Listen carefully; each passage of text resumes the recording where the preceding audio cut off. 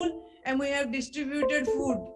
So I always fight with them. I always tell that our children with disability, they are not orphan. Don't go and give the food or give without what they deserve it. That is not commitment. That is not the creating awareness. And many people, they go and we are, and there are n number of people, n number of researches have been conducted in the awareness, creating awareness. And they get that this many people are aware, this many people are not aware. Then what? It is in the self life only. So what? You got to know that this many people are not aware. So there must be research how to inculcate this habit, the success stories among the people. It is not that to find out. Survey study, you find, and so many studies of the disability rehabilitation, the second generation, they do on the survey to find out challenges in higher education. Many of our student of master degree also, they take survey to find out these challenges, that challenges, even inclusive living challenges. So what? You found out the challenges, then what? That is more important in the call of the day to day. And I'm not taking much time. Anyway, 15 minutes already we have lost. And I heartily welcome the panelist. Clinical aspect, Dr. Alka Subramaniam. Awareness and inclusive persons, Mr. J.P. Gadkari. Sociological aspect, Professor Arvinder A. Ansari. Impact of employment of life, Dr. Hemant Keswal. Inclusive education, Dr. Pooja Nair. Inclusive living, Mr. Rameswar Vishnoi. Family-based alternative care, Mrs. Ranjana Srivastav. Volunteering aspect, Ms. Madhu Juneja. Community-based rehabilitation, Mrs. Sangeeta. Hearty welcome to all the panelists. And before we start, we will be asking them, we will be requesting them to give their perspective on inclusive living and for PIDD and PMIS. And the time will be given 5 to 7 minutes. Thank you. Over.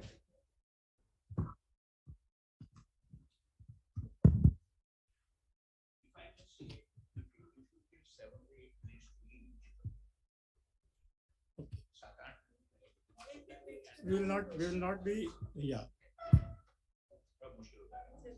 We will not be able, what time do we need to wait? Okay, then that's fine. So can we request Dr. Alka Subramaniam? So will my colleagues put in the introduction for her? Dr. Alka Subramaniam. Good morning. She has to join online. I am online. Can you hear me? Good morning.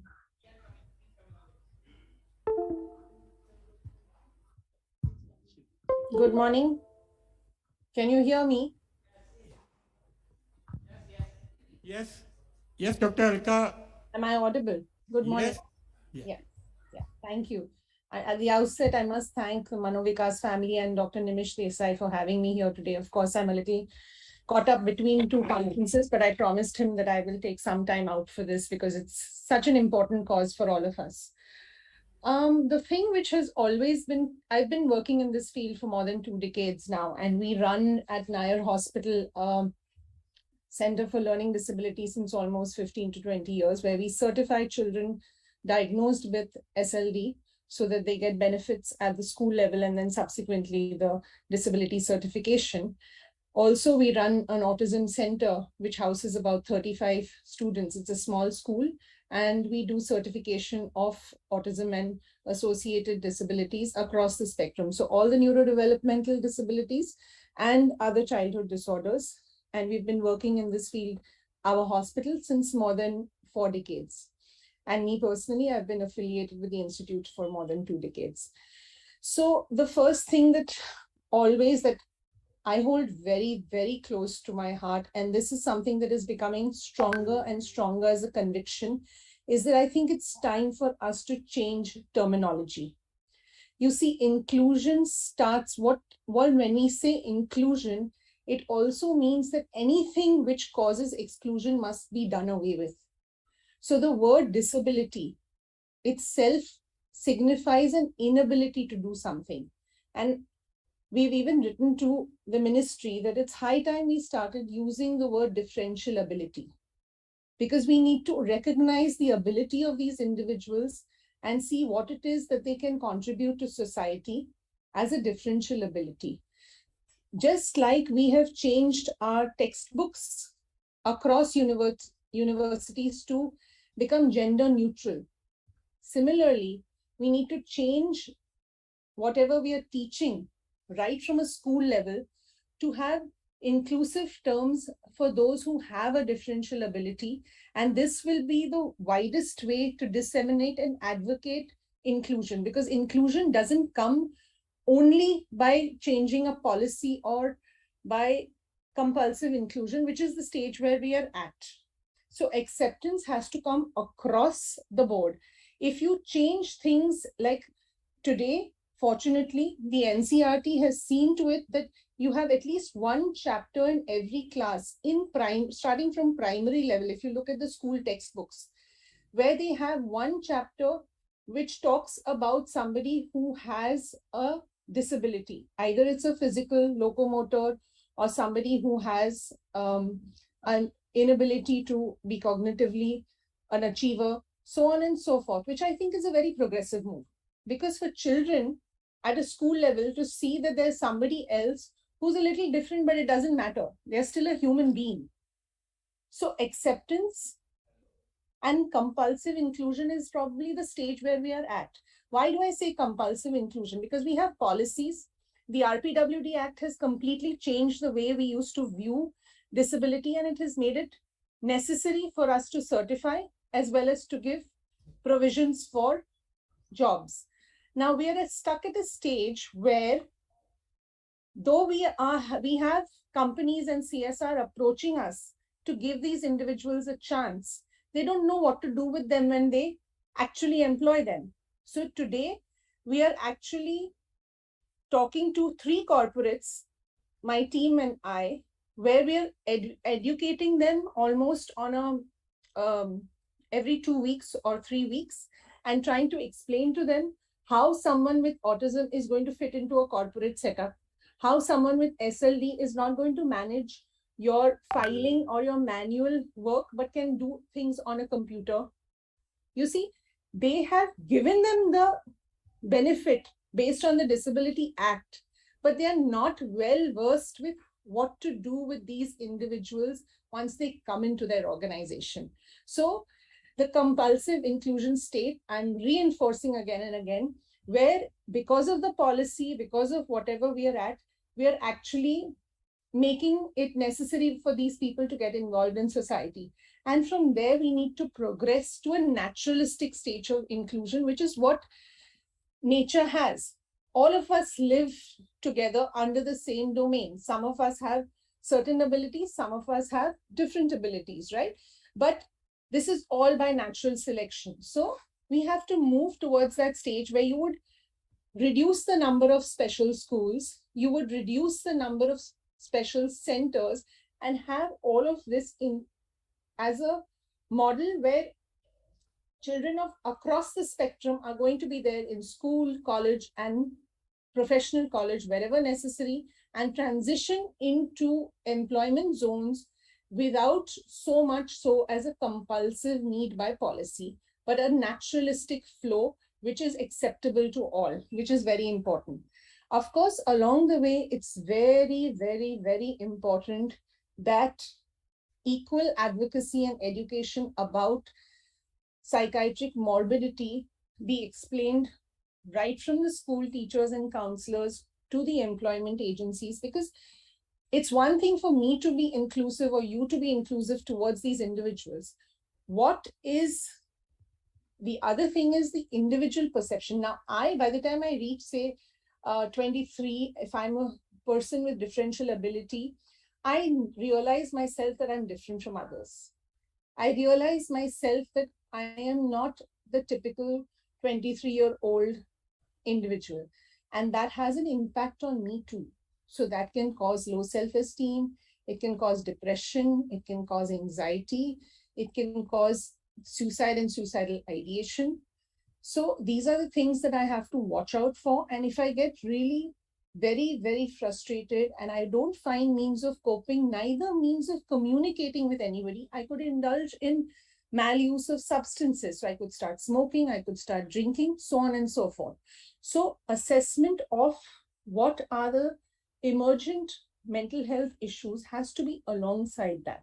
It is imperative that counseling of the individual and hand-holding them as they move from phase to phase in their life is something that we do more holistically and not compulsively. So this is my thoughts on it to start with. Thank you. Thank you, Dr. Alka. We request you to stay back for the questions if possible, because the questions will be at the end of the session. I will try. Thank you. Alka, can I say? Yes. Alka, can I say thank you so much? And that is so lucid and succinct. Like Ashwini said, if you can be with us, it'll be nice. Please, I know you're traveling at another conference, but try and be with us if you can. I will try. I will try. Thanks, Alka, very much. And Dr. Alka, thank you so much. Actually, I am very happy that you have brought out this issue of including it in the textbook. That was the best way to create awareness. That is what you have said, you told. I am very happy that you have brought out the topic. The audience must be, they will be knowing that how, if you will include in the textbook, really it will create a huge awareness than preaching in anything. See, what happened was actually, we noticed that the change came about in the teachers only when we changed the B.Ed curriculum. Before the B.Ed curriculum, the new B.Ed curriculum has SLD, has autism. The old B.Ed curriculum did not have that. When we noticed that that change had come about in the teachers, that's when then we requested an NCERT change the textbooks also. When I'm saying we, it's not me, it's a group of us who work in all these things. And NCERT then changed the textbooks for the children, and now more and more inclusion is coming, but again that is more at a primary level. We need to work even at a secondary level and reinforce it. So community-based programs, awareness and value education, which somehow disappears when you reach college and professional college, needs to be reinstated as part and parcel of the curriculum if we really want to work towards inclusion. Another comment will be that when we say differential abilities, it creates a lot of onus on the mental health professionals to produce the assessors who can assess the differential abilities. Yeah? Yeah. Now, may I request Dr. Desai to please read out the paper of Dr. Gadkari, because he is not able to join online.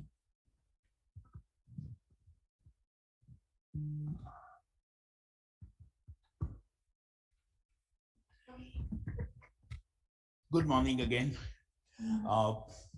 The program has Mr. Gadkari, the past president of an organization called Parivar, to be here. He is with us, but I think he's finding it difficult to get online and converse with us. Fortunately, as many people of those generations, he has a typed text ready. And so all that I have to try and do on his behalf is I'll not read out the paper, but I'll summarize what I understand of this wonderful write-up by Mr. Gadkari in about 5 or 7 minutes. You know, I was sitting there and thinking, one of the group of people who I usually empathize with in today's world, if you guess, are those political party spokespersons on TV debates. Because they have to say whatever the party has told them to say, and the TV debates become what you know they become. I am nowhere near that experience, because I think that what Mr. Gadkari has written is wonderful, and maybe like Alok and team usually do, we'll have this on the website of Mano Vikas with other papers. Let me come to what I understand of what Gadkari Sahab has written. First, he makes a valid point that like all marginalized sections of the society, PIDDs also have been hugely marginalized till now. No wonder, as he himself says. Not surprising, but yes, something should be done about it. The second very important point that he makes, and why I said what I said about being just the spokesperson, is this. Gadkari Sahab, while I agree with large part of it, and I agree with the fact of what he's saying, he says that one of the biggest misinterpretations about IDDs was that it's an illness, and that IDD conditions have been misunderstood with mental illnesses, and how the society sees PIDDs also, as Mr. Gadkari says, as lunatics, just like the other mentally ill people. But the basic point that he makes is valid, that what we have been saying since yesterday, and that's why we have tried saying in this seminar, you want to deal with issues of PIDD, you want to deal with issues of PMIs, where they are common and where they are not common or different. So Gadkari Sahab believes that is the first necessary misconception to draw. And I agree. When I've had sessions for Supreme Court or High Court judges, I've actually had slides differentiating IDDs and PMIs. So I'm with Gadkari Sahab on that. Now, what he says is something that Alok and I have been from our different streams, been a witness to in the 90s. Mr. Gadkari says that because this is what was happening, the responsibility for bringing awareness fell on the parents of IDDs. And if I might take a tangent for 30 seconds, in the 1990s at AIMS, I had another friend, Mr. J.K. Mehta, and I think Mr. J.K. Mehta and Mr. Gadkari and a few others brought together this organization called Parivar, if some of you are not aware, especially our young people, which is a federation of NGOs across the country of parents for persons with PIDD, with IDD. And so that was really huge. I mean, 25 or 30 years ago, to conceive of a federation of NGOs at the national level, of all the NGOs wherever they existed, of the parents of IDDs. And I must say, Parivar team has over the decades done really, really great work. What Mr. Gadkari says here is that while something has been done, a long battle still awaits the parents and families of PIDDs, which I'm sure we'll agree with. His next major point, I understand, and we'll all agree with, is spreading awareness, successful advocacy, activism. So Gadkari Sahab talks about 3 A's being necessary for inclusion, especially inclusive education, and he's going to come to that in a minute. Awareness, advocacy, activism. And then, of course, he talks about what we've been saying since yesterday, the stigma of PIDD, either mixing it with mental illness or its own standalone stigma, both. Mr. Gadkari also talks about how he is happy with the new education policy for the emphasis on inclusive education. And then he makes 3 or 4 points in bold that I think I'll just summarize and maybe read out. So he says, and I quote, "So let us go back to the beginning. Firstly, the system of inclusive education has to be vigorously implemented, with special education being kept only as a last resort." One major point. 2, and I quote, "Secondly, the regular teacher in the classroom should be provided the assistance of a resource person, a special educator, to take care of the education needs of the PWD or PIDD. Thirdly, and I still quote, thirdly, there should be a resource room for PWDs in every inclusive education school. And I still quote, fourthly, all so-called regular teachers must be trained to take care of the education needs of PWDs. For this, disability as a subject should be made compulsorily introduced in all teacher training programs." And I unquote there from his text. So those are the 4 major points that Mr. Gadkari makes. And then, of course, he talks about what we discussed yesterday and saw some live experience of self-advocacy. And here again, I go back to his text. "Self-advocacy is one of the best ways to develop the self-confidence and self-esteem of PIDDs. Realizing this almost a decade ago, Parivar created a self-advocates forum under its aegis and proved that PIDDs are quite capable in developing the skill to spell out what they aspire for," unquote. And so that's the summary, as I could understand, of this wonderful write-up from Mr. Gadkari. I hope Mr. Gadkari can listen to us online. And if he is listening, thank you so much, Gadkari Sahab. And I'm sure this paper, many of you will find useful, especially our young colleagues. Thank you, sir.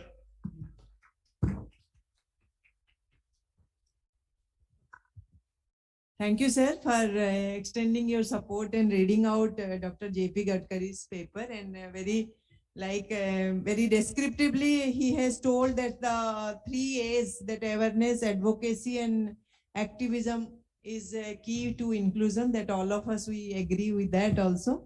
And also, he has very well said that stigma has to be avoided. Till now, how much we work, also now also stigma prevails.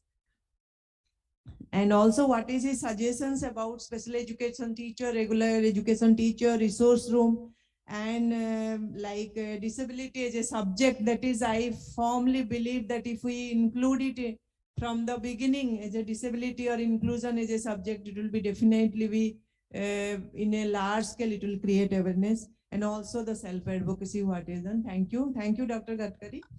Now we invite the next panelist of our panel, Professor Arvinder A. Ansari, Honorary Director and Professor, Jamia Millia Islamia.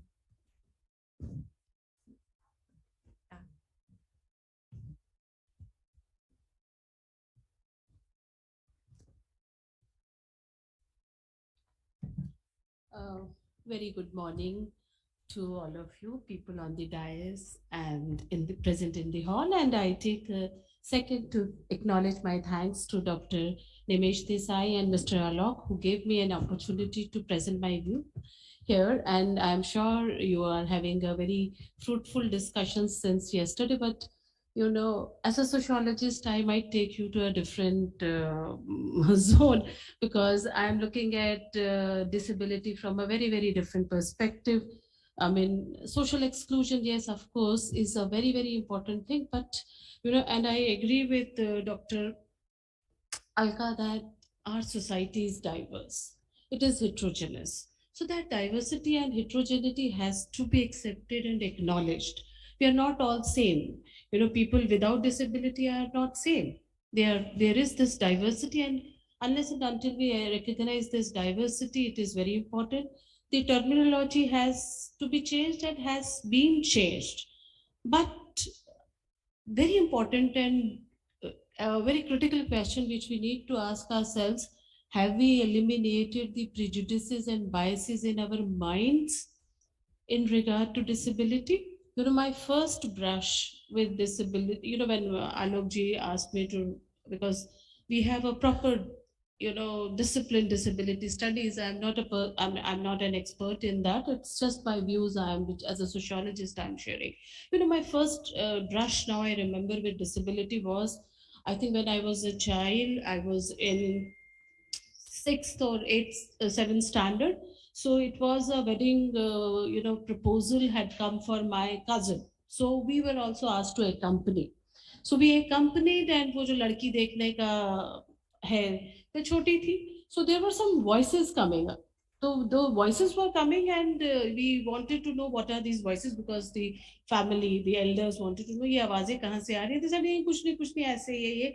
But you know, my aunt insisted, when they showed our house, that wanted to go to that room. And when we went inside the room, we found a girl, you know, youth in her young ages, maybe 20, locked up on a charpai, and she was groaning. She was mentally challenged.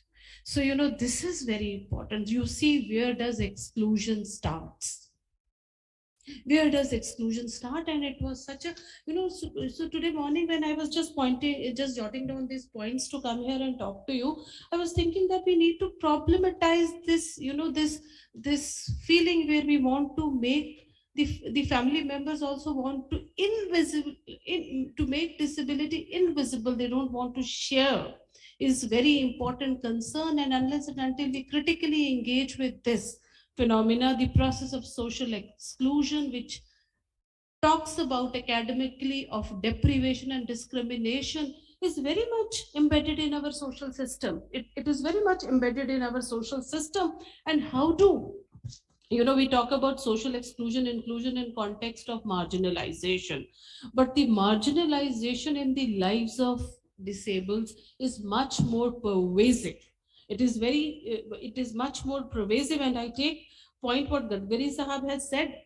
Awareness, advocacy, activism is fine, but consciousness, sensitization, what Dr. Alka was pointing, is very important. And you know, this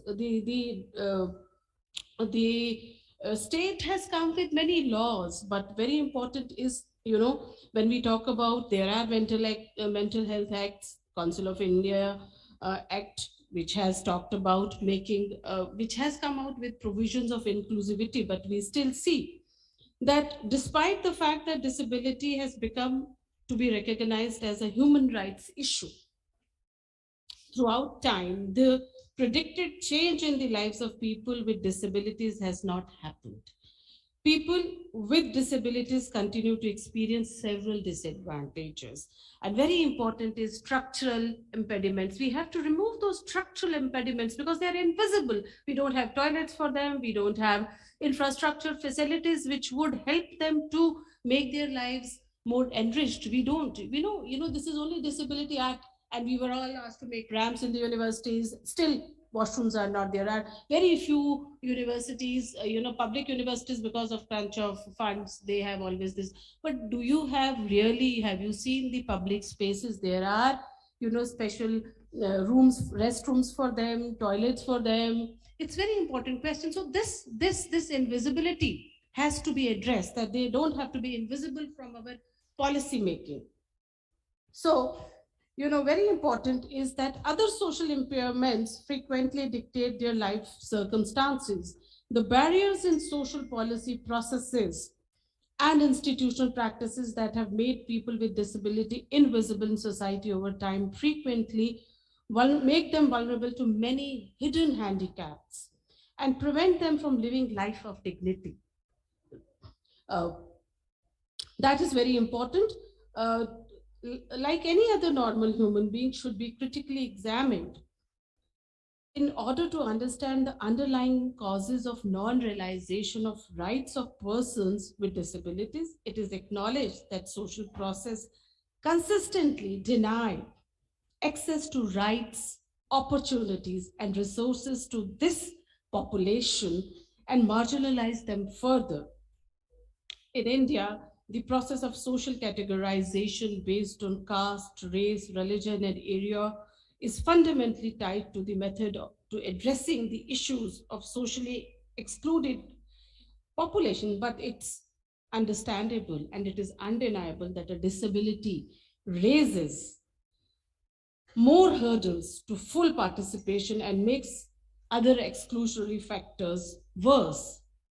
But it's very important that unlike many other socially excluded groups, they encounter a variety of difficulties due to environmental issues, social stigma, and social attitude of incapacity and discrimination. What happens? Our attitude that, with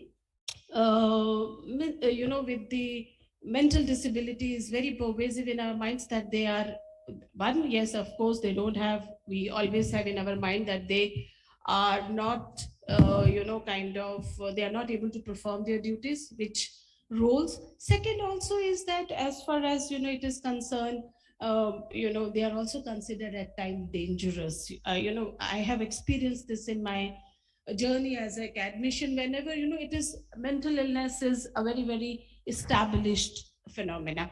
It is illness, it is illness, and PWD is something which is biological.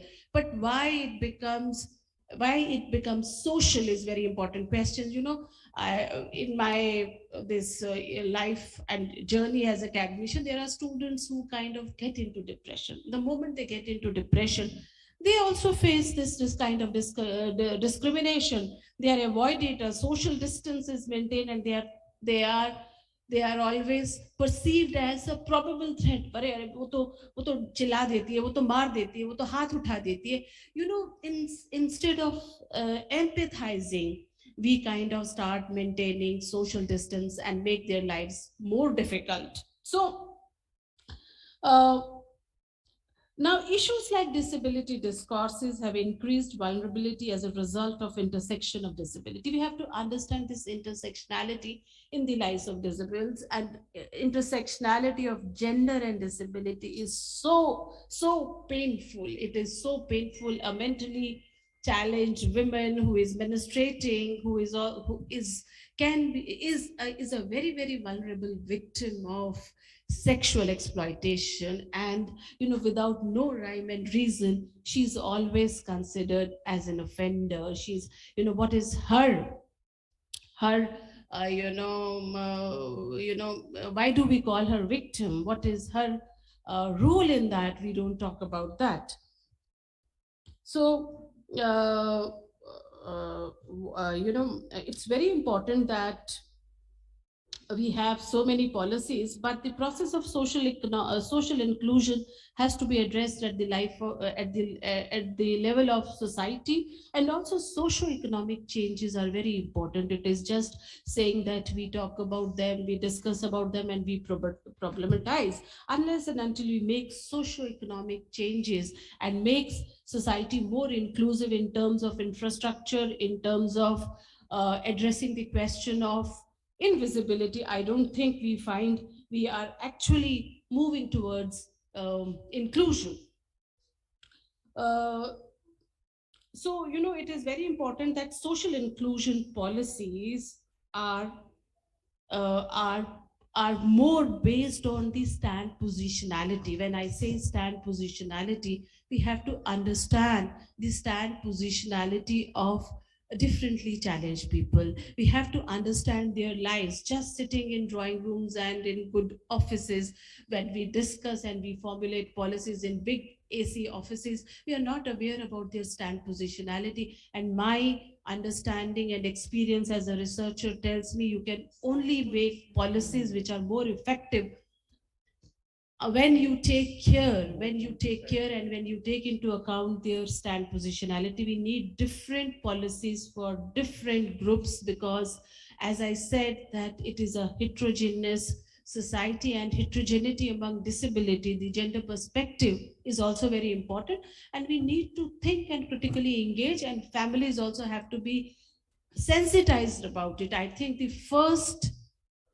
consciousness and sensitization starts at the level of family, community, and also, yes, very importantly pointed out by Dr. Alka, that we don't have to have special schools. We have to integrate them. We have to integrate them into our social system. We have to have them there, and we have to have policies and infrastructures which facilitate and which brings dignity to their lives. Thank you very much.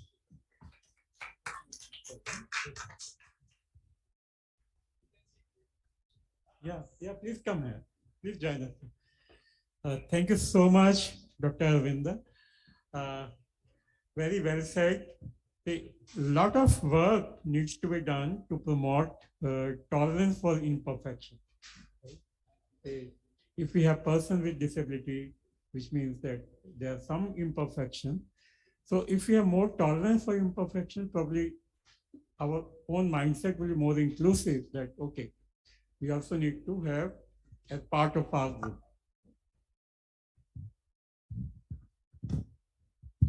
Yeah, thank you. You have very well brought out the issue of the intersectionality of the disability. That is really a very crucial issue. They have double impairment. They have women and then disability. And there are a lot of work has been done nowadays. Even the National Commission for Women also, through their research work, through their seminars, they are promoting how they can strengthen and empower the women with disability. But still, lot to be done. And I think all the future generation, they will concentrate on those areas so that their empowerment can be done. Thank you. Before we go to our next panelist, I would like to request all the participants that you reserve your questions for all the participants, all the panelists. And at the end of the panel discussion, the question answer session will be there, so that you can put forward your question and clarification to the specific panelist.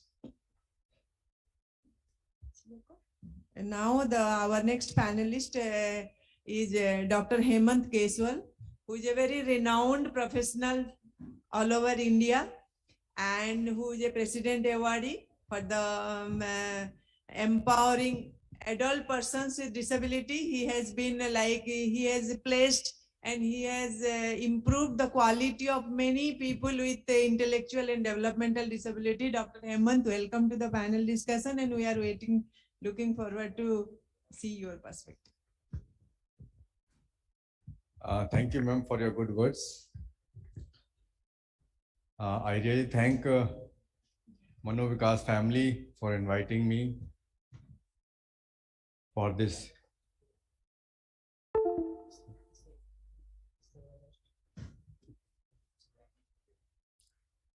In this national seminar on disability mental health. In fact, it has been a widely talked topic wherein we are talking about inclusion, mental health, and definitely when it comes to mental health of persons with disability, it has been undermined by the society. In fact, by and large, when we talk about mental health issues, we as normal human beings also do not talk about mental health issues. And then what to talk about person with disability, and that too, when I come to my specific disability area, that is intellectual disability, who are unable to express about their issues, it becomes all the more difficult. When today I would be discussing about a higher level of inclusion, I should say. It may appears very hypothetical to many of the people in the audience. I had worked on life satisfaction of persons with intellectual disability. And this was a study conducted a few years back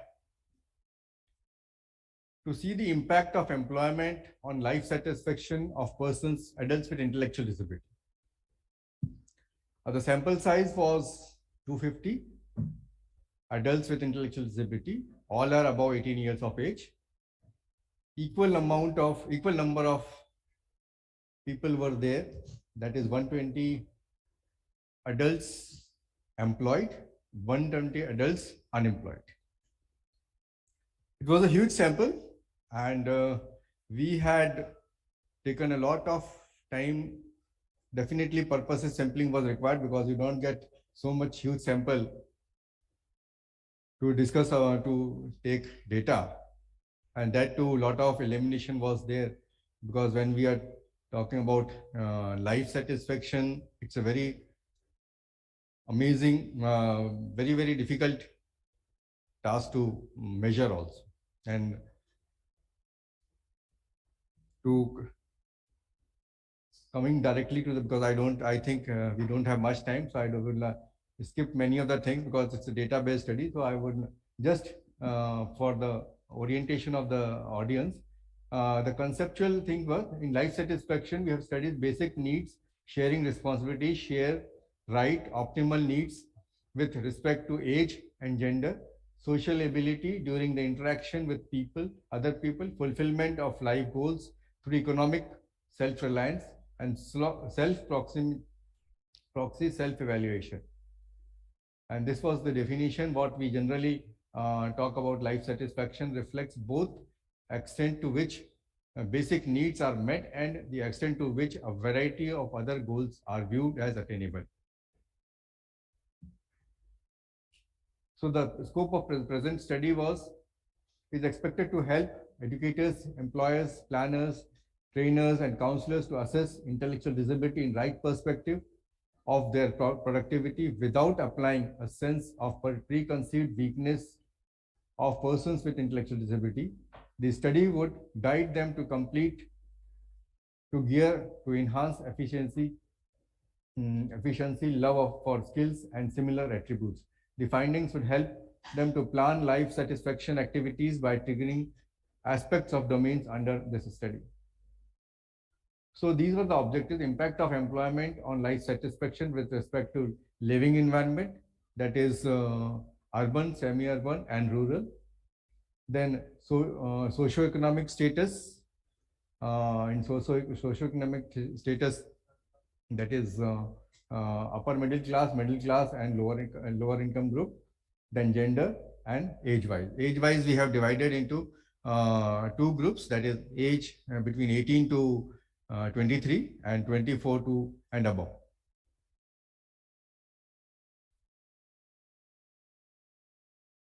So this is an overview about the sample size. You can see.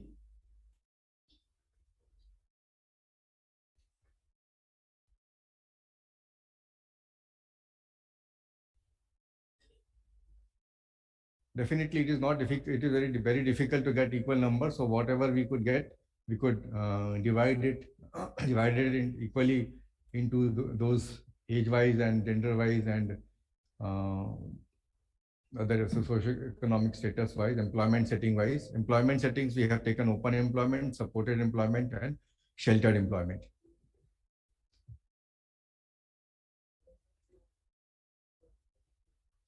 So the tool what we have been used for life satisfaction, that was a multi-dimensional students life satisfaction scale. The 40 item scale has 5 domains, that is family, friends, work or school, environment, living environment, and self. And it was rated in a 6-point rating scale, that is 1 for strongly agree, moderately disagree, 2 disagree, then agree and moderately agree, and strongly agree, that is 6.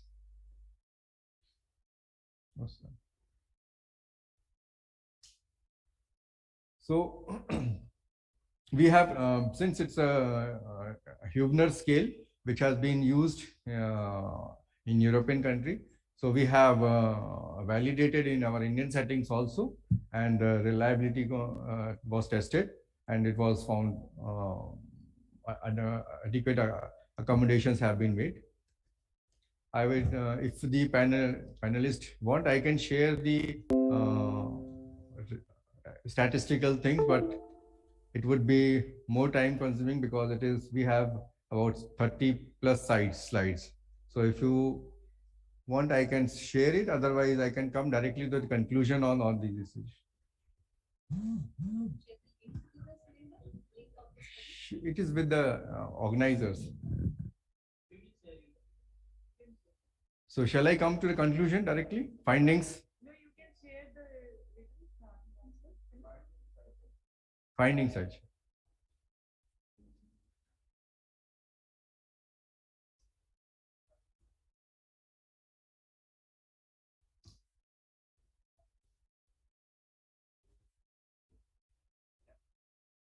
Please last से 3 slides दिखा दीजिए conclusion वाले.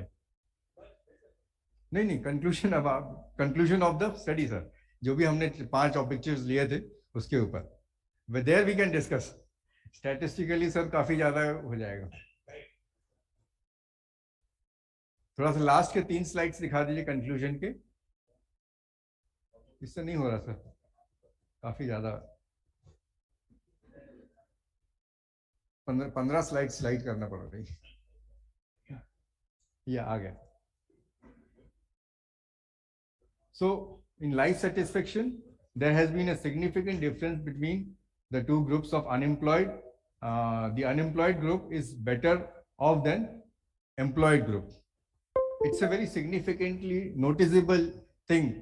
हम आप generally क्या कहते हैं, employment मिल गया तो life satisfaction बढ़ेगा, isn't it? But here it is a reverse in this case. I would like to share the findings, because when we have seen persons with employed, many persons with who are employed have the social life is very limited. They just go to their employment setting and come back. Very monotonous life. They do not have their own family life, and when they grow older, their elder siblings are preoccupied with their family. Parents are very old enough, so their life is very much, they don't have clubs, they don't have parties, they don't have other enjoy playful things. But when it compares to their normal peer groups who are unemployed, or who are attending, who are in homes, or who are going to schools, they have variety of activities to do. So their life satisfaction found to be higher. That was the reason.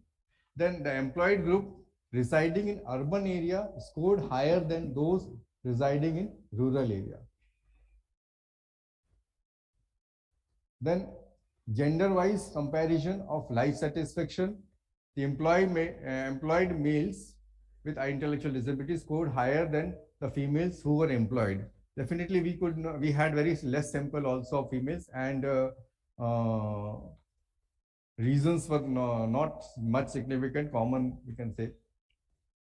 Then life satisfaction with respect to socio-economic status, the employed group for middle class scored better than the other two groups, followed by lower class and upper middle class. This reveals that the life satisfaction level amongst the middle class are better than lower income group and upper middle income group.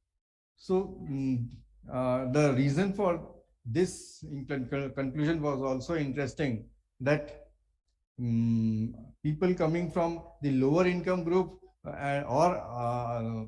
did not have much exposure, or their life was constrained to very few things, as compared to the upper income group. Also they had a very limited exposure in the society. They do not go around in the society. So middle income group, we have seen that life satisfaction was relatively, it was not so significant, but relatively higher as compared to the two groups of low income group and upper middle income. Next, the life satisfaction of employed group in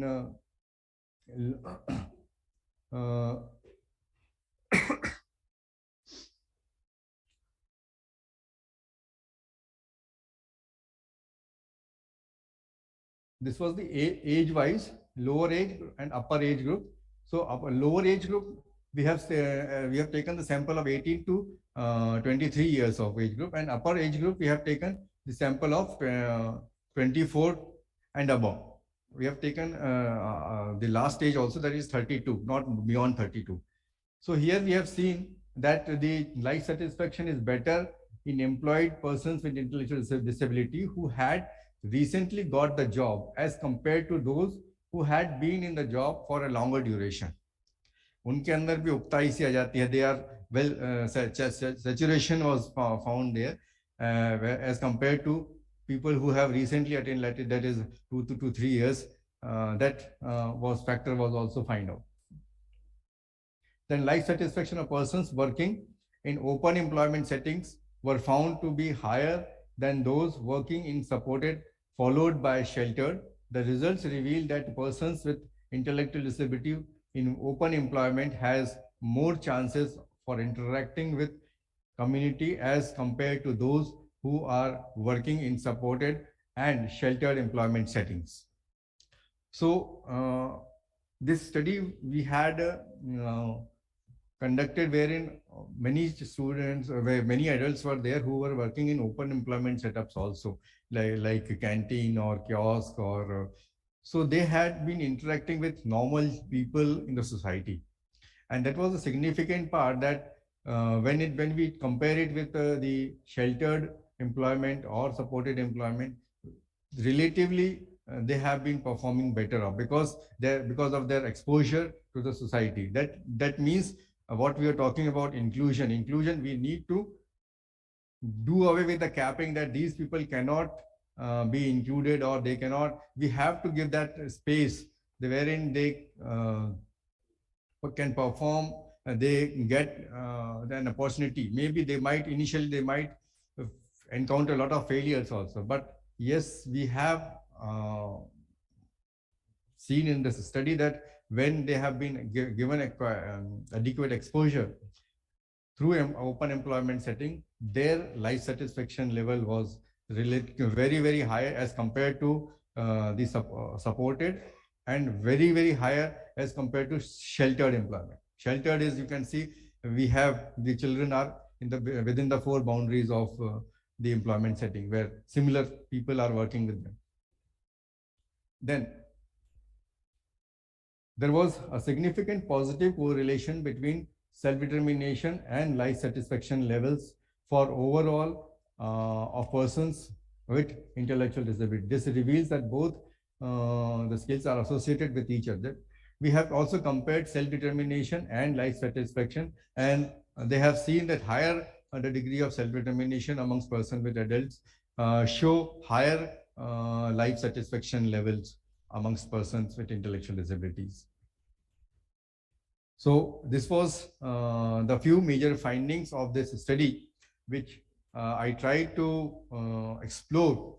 Definitely when I started this study, it was a very gigantic task about finding a life satisfaction, because life satisfaction of job satisfaction amongst persons with intellectual disability, and that to taking right responses from them was a challenge.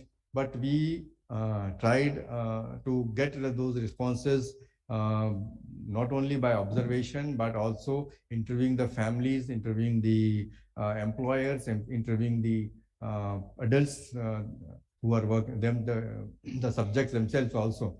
And with the help of that, we can come up with this conclusion that yes, they had been enjoying a good life satisfaction level as compared to other people. So my recommendation through this study was that when given an opportunity to adults with intellectual disability, they can also lead a good life. And there have been the observation was that life satisfaction level of persons with intellectual disability can be measured, and they can lead a good life satisfaction. It could also be later on put in the terms of job satisfaction also, but that part I have not touched in this study. Thank you.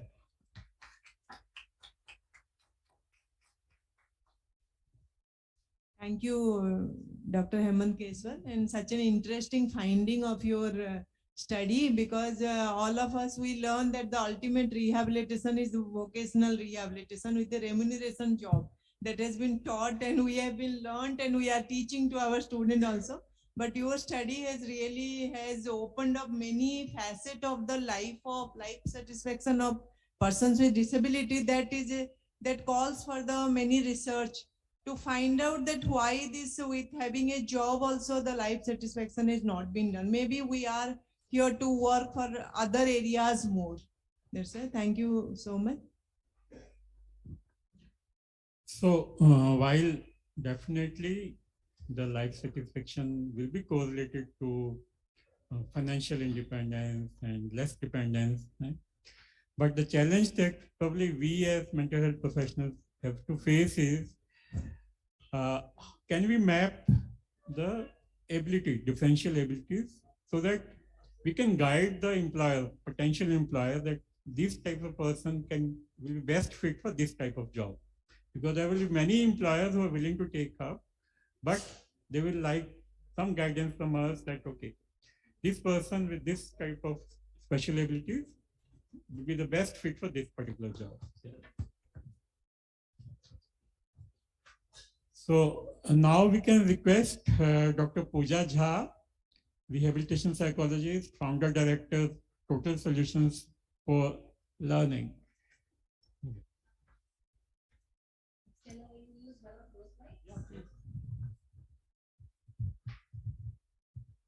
Sorry, I first will admit that I am ADHD, impulsive type. May not stand in one corner and talk. So just to add on to that intro, what I have, I'm Pakka Bihari, born and brought up in Delhi, got married to a Malayali, and then I settled in Andhra, which became Telangana. And I'm mother of 2 beautiful kids, and I think that completes my introduction. Thank you, Alok sir, Nimesh sir, for organizing such a wonderful workshop. And after COVID, attending any workshop in person is really a kick to an ADHD like me. So I have been given a topic on inclusive education, and though it all sounds very nice, But trust me, for me, it's a dream. And I don't even know what kind of sleep I need to dream it even before it becomes a reality. I really like the word when ma'am used, Jayanti ma'am, that, sometimes it's a fancy word. It's not that I do not believe in it. I'm trying my level best that it should become a possibility. But the ground reality is very, very different. I have 24 years of experience. Yes, I may look young, but I'm working since the age of 19 years. You all can guess my age now. All said and done, while running to 73 different schools of Hyderabad and Secunderabad, I realized, oh no, it's not that easy to include all children in one classroom when your scene is totally different. I'm not trying to show you pessimistic picture. Trust me, I'll show you very, very optimistic picture. I'll let you know that it is doable, but let's not deny that it's not easy. Who all are sitting, whom we are trying to include in our classroom. I have not written many names over here. I have not written cerebral palsy. I have not written severe or profound intellectual disability because you can trust my experience. They are not able to reach there sometimes.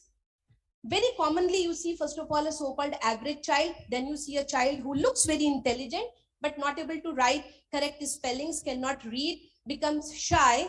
When a teacher asks that, come, read this particular line, and this child doesn't utter a word, SLD, they have their own set of issues.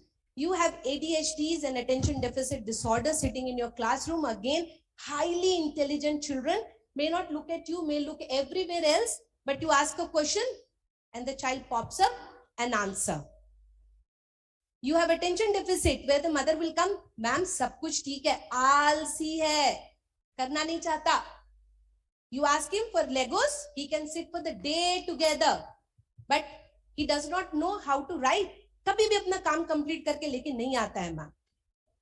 ADD, attention deficit disorder. You have intellectual deficit. Yes, this disability can reach to some extent very nicely, not identified sometimes. And when they are identified, when they start failing in maths or in all other subjects, तो teacher के कान खड़े हो जाते हैं, parents को बुलाना शुरू करते हैं और वहां से झगड़ा शुरू होता है कि आपका स्कूल गलत है, मेरे बच्चे को सब कुछ आता है. I have written in bold and italic letter borderline intelligence. इन बिचारों की तो कहीं पे गिनती ही नहीं है क्योंकि ये perfectly fine दिखते हैं. इनका हार्ट ट्विस्टेड नहीं है, ये लोग डल नहीं लगते हैं, ये लोग बात कर सकते हैं. By the way, इनकी स्पेलिंग्स अच्छी होती है, राइटिंग ब्यूटीफुल होती है, ओबीडियंट भी होते हैं. आप बोलोगे बच्चा आई थिंक 2 घंटे और पढ़ोगे तो हो सकता है. ये बच्चा लिटरली बैठ के 2 घंटे पढ़ता है. अगर सब कुछ अच्छा है तो गलत क्या है? कॉम्प्रिहेंशन. They can't comprehend. उनको कॉम्प्रिहेंड करने में दिक्कत होती है, इसीलिए मैथ्स पहला एनिमी बन सकता है और उसके बाद शायद हम सारे सब्जेक्ट्स में फेल होना शुरू कर देते हैं. हम क्लास में एक कोने में बैठे रहते हैं, हमारे बहुत फ्यू फ्रेंड्स होते हैं, थोड़े से फ्रेंड्स होते हैं, 1-2, और पता चलेगा कि वो भी उन्हीं के जैसे होते हैं. You have emotional behavior disorder, you have anxiety disorder, you have epilepsy cases जहां पे कि न्यूरोलॉजिस्ट उनको ट्रीट कर रहा है, टीचर को पता भी नहीं है कि इस बच्चे को एपिलेप्सी आती है. एक दिन अचानक से क्लास में कुछ होता है और सारे बच्चे उस बच्चे के लिए एक इंप्रेशन क्रिएट करते हैं, इसको कुछ होता है. घर आके हमें कहानियां बताते हैं. करेक्ट? हम ये नहीं समझा पाते कि देखो सब कुछ सही रहेगा, but maybe this child who is on anti-epileptic drugs might have subtle inattentiveness, may not like writing sometimes, or what to do when he has this. Social pragmatic disorder की बहुत कम बात की जाती है, but let me tell you again, in my clinical experience, very commonly found nowadays, very commonly. पूरे के पूरे autism में फिट नहीं होंगे, इंटेलिजेंट होंगे, इंफॉर्मेशन तो बॉम्बार्ड के जैसा अच्छा सा होगा. They are like moving encyclopedia, सब कुछ पता है उन्हें, लेकिन सोशल लेवल पे क्लू कैसे कॉम्प्रिहेंड कैसे करते हैं नहीं पता. आपने इस बच्चे को अगर ऐसे भी इनवाइट किया, अच्छा भाई ठीक है तुम आ जाना हमारे घर, that's it. This child will catch hold of your sentence.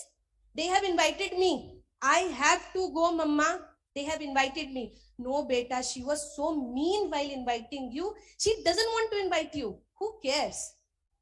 For this child, the world is either black or white. There is no middle ground. उसको पता ही नहीं है मैनिपुलेशन क्या चीज होती है, और हम सब सो कॉल्ड नॉर्मल और रेगुलर लोगों को उसी ग्रे एरिया में रहना बहुत पसंद है. हम मैनिपुलेट करते हैं और हम बोलते हैं कि ये एक प्रोडक्टिव चीज हो सकती है. मेरे इस बच्चे को मैनिपुलेशन नहीं आता, उसे नहीं आता है. Autism spectrum disorder, I don't know, मुझे लग रहा है जैसे कि किसी की कॉन्स्पिरेसी है that we will diagnose as many as possible ASD. ये नंबर बहुत बढ़ रहा है and we do not know what can be actually done about it. What are the challenges? ये inclusion क्यों नहीं हो पा रहा? Why this is so difficult?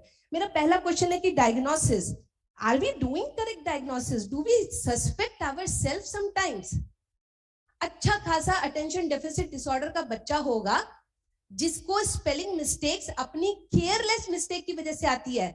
I will see psychologists or so-called great professionals immediately.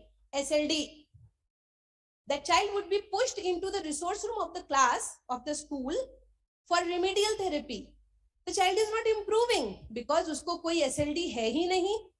वो क्यों improve हो? This child needs something to be done for attention deficit. Psychiatrists are not our enemies, please. Do create awareness. Medicines can be sometimes very useful. Yes, some psychologists and special educators, they believe. What about the side effects? पूजा बहुत बेकार psychologist है, सीधे doctor के पास भेज देती है. I have only one question. Because of the 4% of side effects, 96% of the good effects should be let go. Should we say when the child would grow, he will come out of all these signs and symptoms? What about the learning which is going to happen in that childhood? Who will take responsibility of that? So your child is so-called 12-year-old, more settled, sitting tolerance increase हो गया, सारे learning problem आ गए हैं. क्यों? क्योंकि उसने सीखा नहीं, because of his inattentiveness. So please, diagnosis is the first challenge. Who is going to bridge between school and child? हम लोग अपने रूम में, क्लिनिक रूम में बैठकर diagnosis करते हैं, interventions करते हैं on one-to-one. We forget the life outside is very different. So who is going to do this bridging? Family. School starts right from your home. Do address. कोई करता है address कि family की क्या practical issues हैं? हम बहुत सारे ideal चीजों की बातें कर रहे हैं, but क्या ये family ready है उन सबको करने के लिए? So sometimes family is a big challenge. Who will guide the teacher, peer group, or the child directly with special needs in the school setup? Being a special educator, sorry, sometimes we do not know what can be done because our training is such. As a psychologist, sometimes I am overwhelmed with the testing. I really do not know what is this guidance. How I'm going to tell this child, Bacha, when this teacher comes, remember her face. She is a maths teacher. वो जैसे ही आती है, तुमको maths की book और maths की notebook निकाल के रखनी है. What my children they do? They don't associate. They don't know. Some lady has entered. Everyone is doing some kuspus. The child is looking blind everywhere, and then the child teacher comes in. Maths, don't you know? And the child is actually happy. Finally, a clue to mila what I'm supposed to do in this environment. Dr. Pooja. Yes. Slightly short of time. Short? Yes, sir. Don't worry. I'll take only 5 more minutes. Okay. I know 15 minutes, 7 to 8 minutes is given to me. Yeah, I'll do that. Then, do you really feel that only the passion is going to do the whole thing? I don't think so. Passion is not going to really cater to all the things what we are looking for. And my last slide. How would you ensure then that this inclusion can be actually done? Learn the diagnosis. Please, dear clinicians, sometimes diagnosis cannot happen in the closed clinic room. It would be great if you can visit the child's home, the park where the child plays, and the school. Because when you would know the actual scenario, of course, your intervention program would be more and more effective. Make a plan of action and decide who are responsible agents in the execution of that plan. Because no matter what wonderful plan you would make, if execution and monitoring is not done, it's utter failure. Intervention does not happen in clinics. It happens in home, school. So once in a while, please visit. Please believe in transfer of learning. One-to-one पे एक impact लाना is very easy. One-to-group, it is difficult, but it is not impossible. You can actually do it. Do not hesitate to take free workshops, seminars for the teachers, because they are the real one. I call them human engineers. If you know something, go ahead and train them, because trust me, they are also waiting to learn from all of you. What helps in inclusion is social story, theory of mind, same therapist going to school for transfer of learning, meeting with higher professionals because the school might be suffering as this child is creating some ruckus. Meet them, give them a behavior modification plan. Do not leave a child after 1 or 2 years of therapy because they are not coming for therapy. Don't leave them. Stay in touch. They need you very little bit, but like a salt.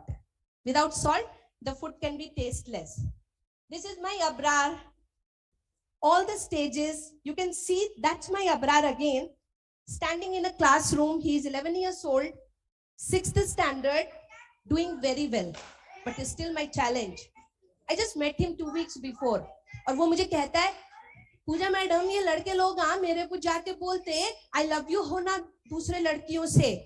मैं बोल के आया, फिर मेरे teacher मेरे को ही डांट रहे. I'm so happy he makes this facial expression which I showed. Now if I tell this Abrar, hey Abrar, तेरे पापा का चॉकलेट का बिजनेस है ना, मेरे को एक चॉकलेट का डब्बा लाके दो, पूजा आंटी खरीदना होता. That's it. My job is done. He knows that I'm trying to take advantage. And last one, my struggler ADHD. I don't know whether it would play or not. If you can try to play from there. And I don't even know whether we can listen to him. And I'm a current okay, this is Ritvik. Ritvik is doing from TP program. Indian School of Business as a Studies. kid, I was diagnosed with high levels of attention deficit hyperactivity disorder, and this posed a very big challenge for my schooling life. In retrospect, I do think that having systems in place at a school which was more inclusive and appreciated neurodiversity could have created a psychologically safe environment for me. I had to learn a lot of skills on myself by the guidance of my mentors, Ragesh sir and Pooja ma'am. But I do think if neurodiverse kids could have the opportunity to actually learn these skills in an inclusive environment, which is psychologically safe again, it would help them harness and tap their abilities, especially if they are twice exceptional.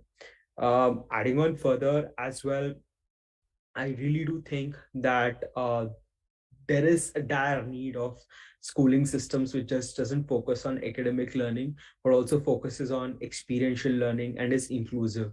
Again, breaking down my definition of inclusivity, it's not just about kids with learning disorders or disabilities like ADHD, dyslexia, but also it grows broader that different types of learners in a single classroom.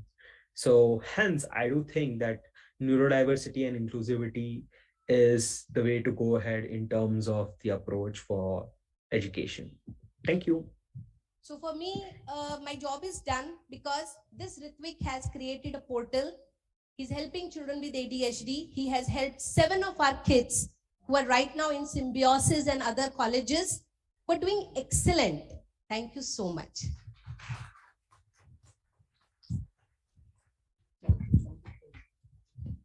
Thank you, Dr. Pooja, and very well done.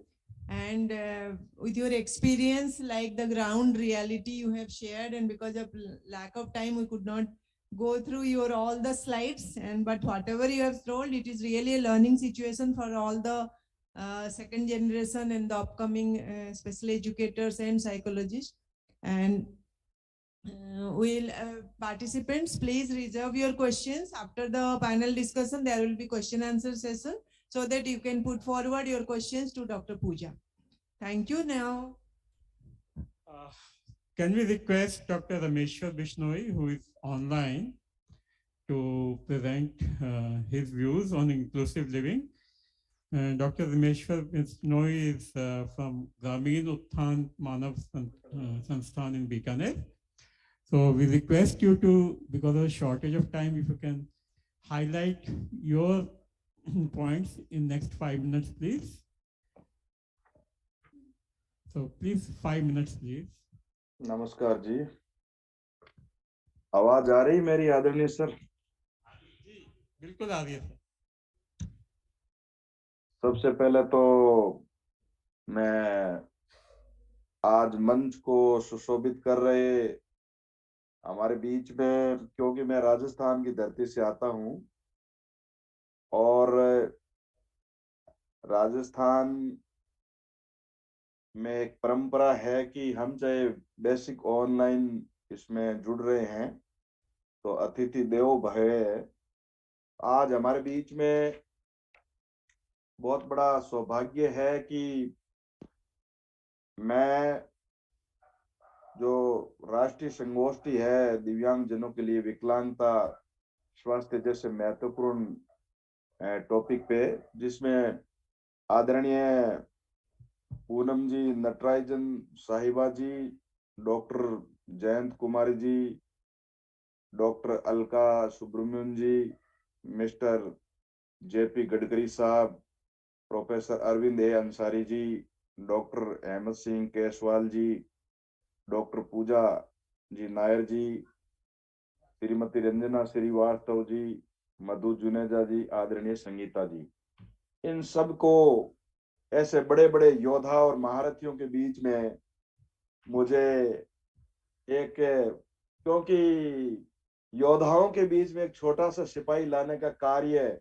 जो हमारे परम आदरणीय doctor, Bharat के विख्यात doctor मनोचिकित्सक professor निमेश देसाई जी एवं आलोक जी ने किया है, तो मैं हृदय तल की गहराइयों से आप सभी का हार्दिक अभिनंदन स्वागत के साथ अपनी बात रखना चाहता हूं। बिश्नोई जी, आपसे अनुरोध है कि अगर आप 5 मिनट में सबसे ज्यादा इम्पोर्टेंट पॉइंट्स रख पाए, क्योंकि किसी वजह से हम लोग थोड़ा समय से पीछे चल रहे हैं। जी जी जी, माननीय महोदय, समावेशी जीवन दिव्यांग जनों के लिए एक महत्वपूर्ण पहलू है। इसे गंभीरतापूर्वक विचार करके उच्च स्तरीय जो प्रत्येक बच्चे हैं, चाहे वो किसी भी कैटेगरी के है दिव्यांग जनों में, उसको समावेशी जीवन को बहुत बेहतरीन तरीके से जिया जा सकता है।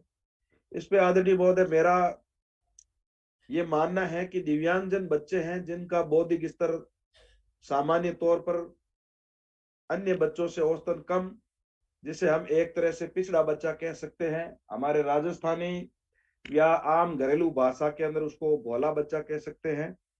लेकिन मेरा ये मानना है कि किसी उच्च स्तरीय चिकित्सा जांच के बाद में मनोवैज्ञानिक डॉक्टरों, सलाहकारों तथा अन्य लोगों से कंसल्ट करने के बाद में, अन्य लोगों से बातचीत करने के बाद में, अन्य लोगों से उस बच्चे की परख करने के बाद में उस बच्चे को हम दिव्यांगजन की श्रेणी में रखते हैं।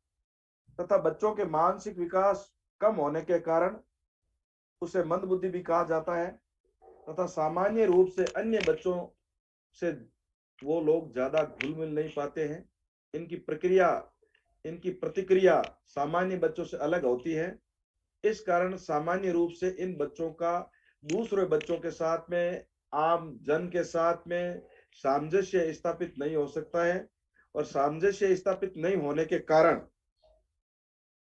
इन बच्चों को विभिन्न श्रेणी के अंदर रखा गया। इसलिए इसके लिए एक बहुत ही महत्वपूर्ण जो सार्थक जो प्रयास है, उस सार्थक प्रयास के समाज के प्रत्येक व्यक्ति का दायित्व बनता है कि इन बच्चों को किस तरीके से हम सामान्य जीवन जीने के लिए उच्च श्रेणी के स्तर के लिए कार्य किया जा सके।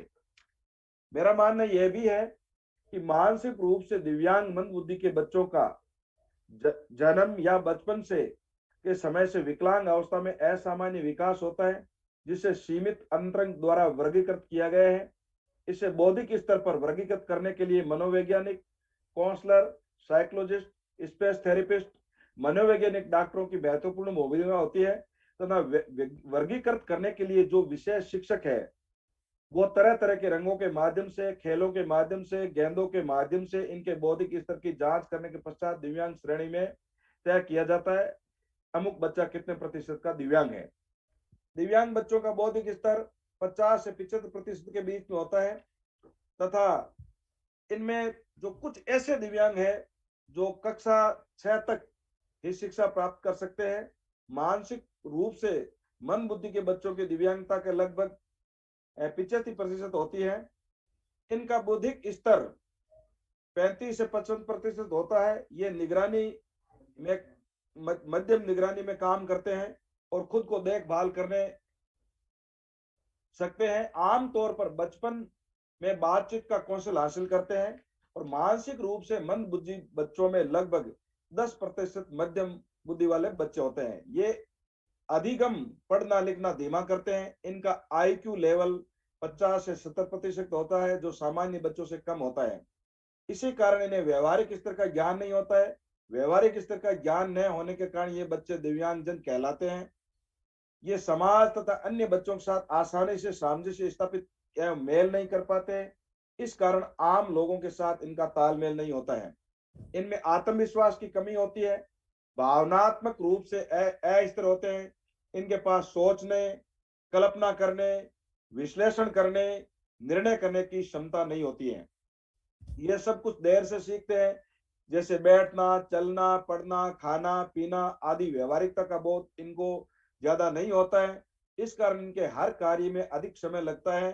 दिव्यांगजन मंद बुद्धि बच्चों का शिक्षा के स्तर, इसके लिए शिक्षा के स्तर पर विशेष तौर पर मेरा ये मानना है, आप बुद्धिजीवी लोग यहाँ पे विराजमान हैं, कि ऐसे बच्चों के लिए शिक्षा का जो स्तर है इसके लिए पाठ्यक्रम को अलग तरीके से डिजाइन किया जाना चाहिए तथा विद्यालयों में इन बच्चों को उच्च स्तरीय शिक्षण व्यवस्था का प्रबंध करना चाहिए तथा सह पाठ्यचर्या गतिविधियों को भी पाठ्यक्रम में शामिल करना चाहिए।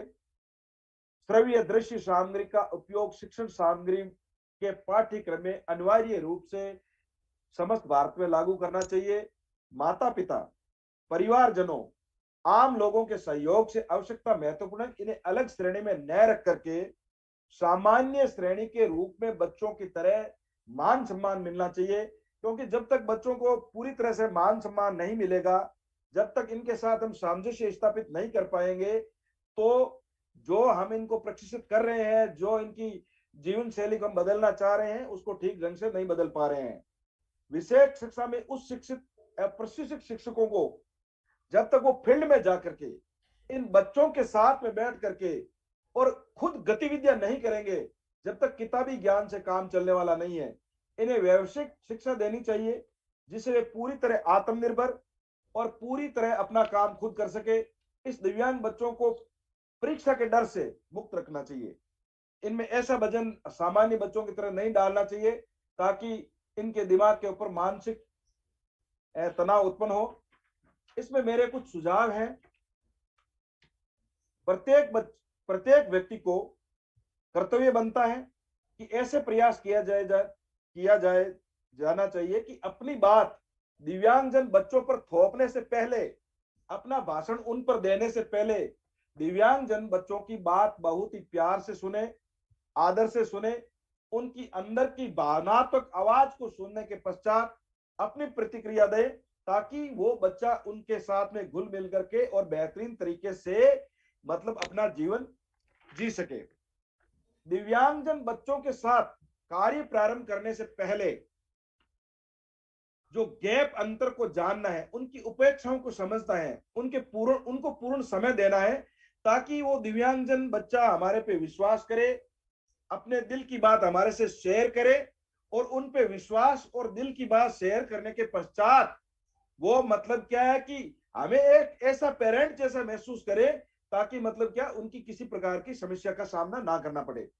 दिव्यांगजन बच्चों को काउंसलिंग करने वाले काउंसलर, विशेष शिक्षक, साइकोलॉजिस्ट, मनोचिकित्सक को प्रत्येक बच्चे के लिए, जैसे मैंने फील्ड में अनुभव किया है, मैं मंद बुद्धि के बच्चों का आश्रम चलाता हूं, बीकानेर में स्कूल चलाता हूं, तो मैंने बारीकी से देखा है, नजदीकी से देखा है कि इन बच्चों को कम से कम 30 मिनट का जो समय है, प्रत्येक बच्चे को 30 मिनट का समय जब हम देंगे, मिनट टू मिनट उससे बात करेंगे, तभी वो हमारी बात को महसूस करेगा, अपनापन महसूस कराए और हमारे से खुल के वो अपनी बात बताएगा।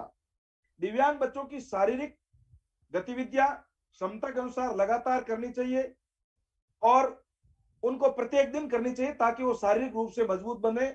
दिव्यांग बच्चों को समय समय पर बिश्नोई जी आपसे थोड़ा निवेदन है, अगर आप अगले 1-2 मिनट में खत्म कर सकें। सर मेरा बस सिर्फ दो पॉइंट हो रहे हैं। दिव्यांगजन बच्चों के स्वास्थ्य परीक्षण के लिए दवाइयों का और सहयोग के समय समय पे हो, ताकि अपना जीवन दवाइयों से जो अपना जीवन है वो बेहतरीन तरीके से थोड़ा लंबा जी सकते हैं। दिव्यांग बच्चों को योग, व्यायाम, शारीरिक क्षमता के अनुसार प्रतिदिन उनका प्रशिक्षण और उनकी शारीरिक क्षमता के अनुसार प्रतिदिन योग करना चाहिए। दिव्यांग बच्चों को सात्विक भोजन जो है, सात्विक भोजन से इनको बहुत बड़ा फायदा होता है। इनको बहुत बड़ा इनके शारीरिक क्षमता में, इनके मानसिक विकास में, इनके जो भौतिक विकास है उनके अंदर बहुत बड़ा। और ऋतुफल और हल्दी डाल करके दूध पिलाएं। बाकी आप सभी जो विद्वान जन यहाँ पे विराजमान है, दिव्यांग बच्चों के ग्रहों के अंदर खेल की गतिविधियां लगातार हो और उनमें उनको ऐसा मनोरंजन और खेल करवाया जाए, उनको आनंद महसूस हो। और आज इस कार्यशाला में पधारे हुए सभी अति सम्माननीय श्रोताओंगण को हृदय तल की गहराइयों से, समय की सीमा है, मैं अभिनंदन करना चाहता हूं।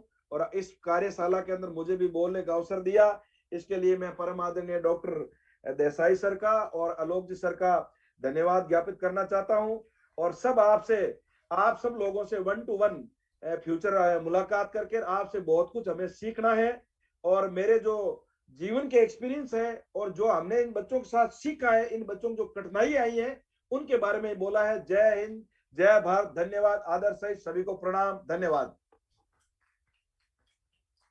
बिश्नोई जी, एक तो मैं कहना चाह रहा हूँ, मुझे विचार आया कि हो सकता है हम अगला नेशनल सेमिनार बीकानेर में कर लेंगे, है ना? तो इसके अंदर नया व्यक्ति हूँ, आपका आशीर्वाद हुआ, पूरे ऑडियंस का आशीर्वाद हुआ, आपकी कृपा हुई। बिल्कुल अगर ऐसा सेमिनार करेंगे तो हम आपके चरणों में समर्पित भाव से, और मुझे डॉक्टर साहब आपसे बहुत कुछ सीखना है। अभी मैं इसमें 1% हूँ, आप तो बड़े बड़े दिग्गज हो, लंका की तरह हो। कोई लंका को सोने की अंगूठी बताए वो अतिशोक्ति होगी। इसलिए आप पूरे ऑडियंस में बड़े बड़े योद्धा विराजमान है। मैं योद्धा को एक बार पुनः, इन पूरे योद्धा को बहुत बहुत प्रणाम और आदर सहित करता हूं। और जैसा आप कोई ऐसा सेमिनार करेंगे तो आपके आदेशों की हम पालना करेंगे। मैं सिर्फ इतना कहना चाहूंगा कि बिश्नोई जी, रामेश्वर जी 3 या 4 ऐसे घर बीकानेर में चला रहे हैं। सो ये जो सारी दिल से भावना से बात कर रहे थे वो जमीनी सच्चाई से जुड़ा हुआ है। That's one aspect from a very remote area. Thanks. So now, Ranjana, can I take the liberty of requesting you to highlight the points in next 5 minutes, please? Yeah. Thank you so much.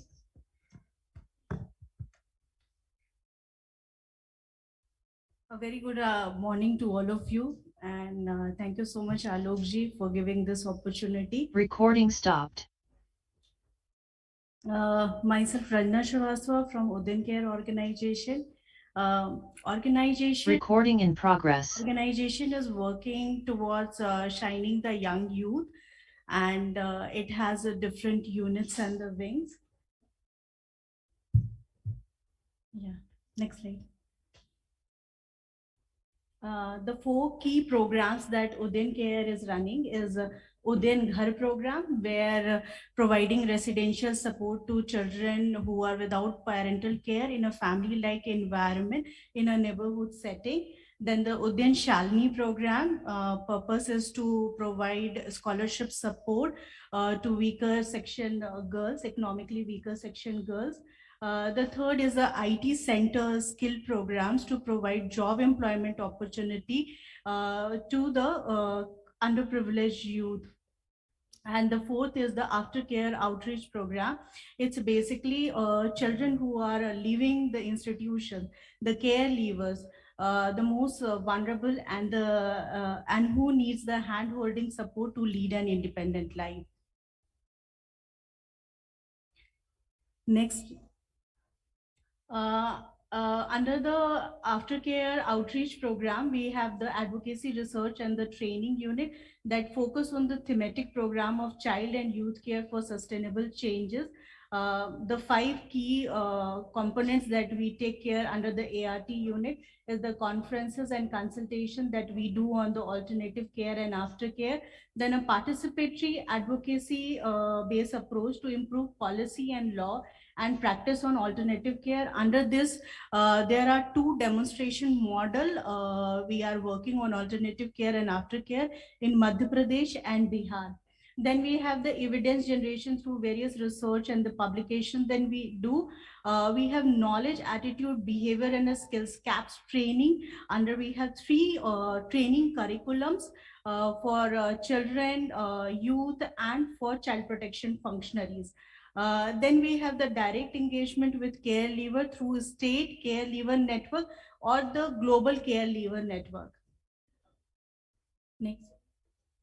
As I mentioned earlier, under the Bihar and the Madhya Pradesh intervention program, we are very thankful for the Bihar state government to provide us the opportunity to work in the 4 demonstration homes of Bihar, the child care institution under JJ Act, one such as the aftercare home also, to demonstrate the model on alternative care and aftercare.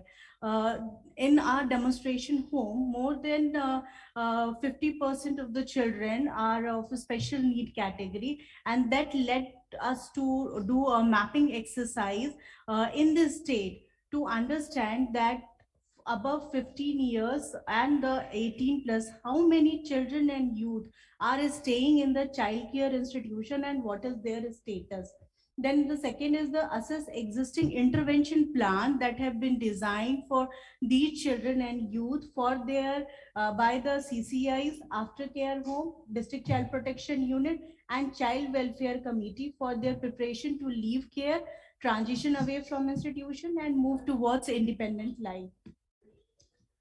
The key findings from the study was that among the total sample of the respondent that we have done the study, almost 51% are children and youth with a special need.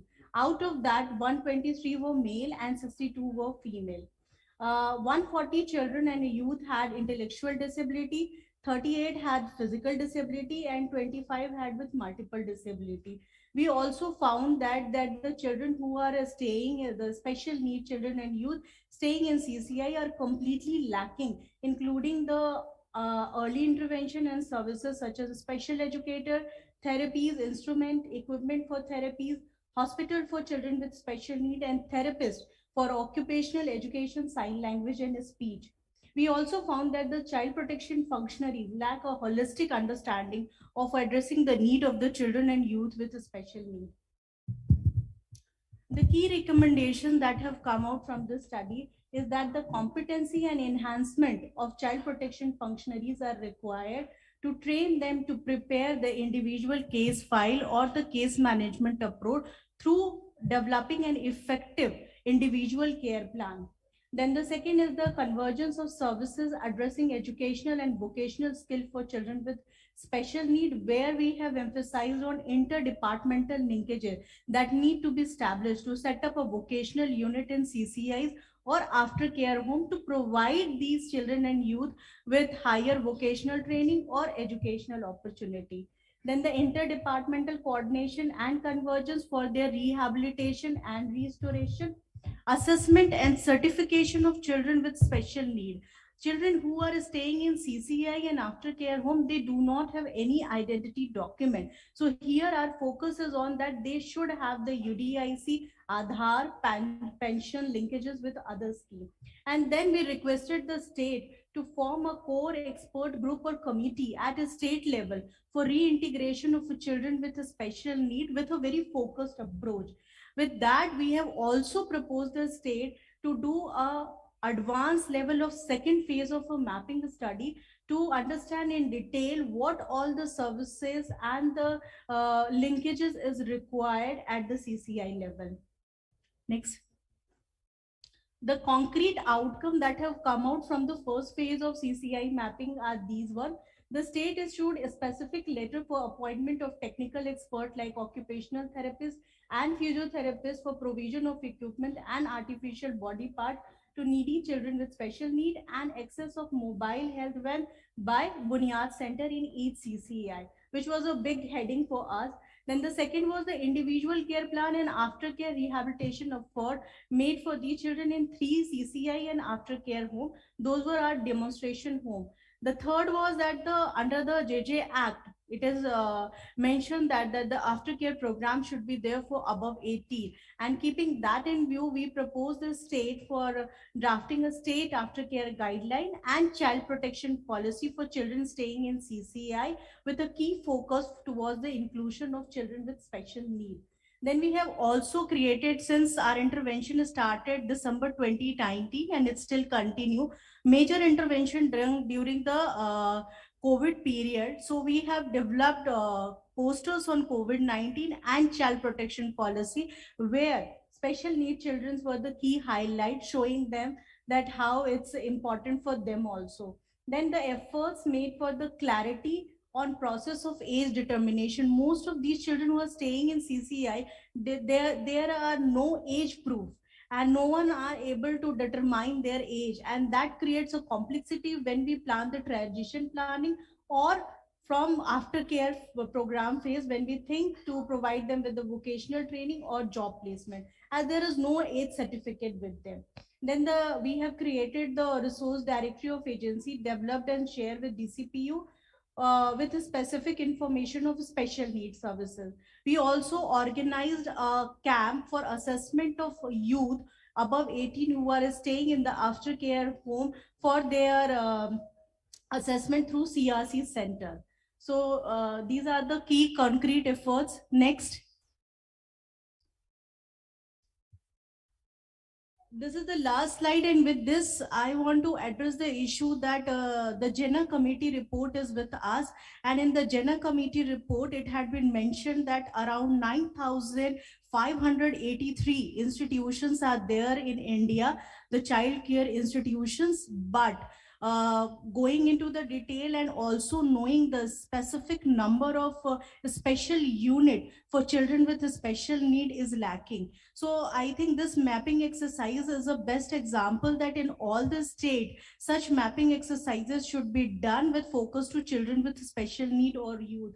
The key highlight that the advocacy that we want to do at national level is to invest to create a cadre of professionals, as also mentioned by earlier expert, that from the orientation level, they should be knowing about these issues to help in formulating their effective aftercare and integration plan, especially those 18 plus year. Build convergence and interdepartmental linkage to support children or youth with special need as a priority issue. Therapeutic and life skill training and intervention on emotional well-being, resiliency and overall psychosocial support for children with special need. More in-depth and focused study on the situation and needs of the children with disability and staying in the CCI and aftercare home needs to be undertaken with gender lens, as also mentioned by previous expert. Thank you so much. Thank you so much for keeping the time and such a descriptive and such a nice study by your Udayan Care. And you have brought out many issues and which further should be taken forward to strengthen the empowerment. Thank you so much. Now our next panelist, Mrs. Sangeeta, Program Manager, Manovikas. Sorry. I'm sorry.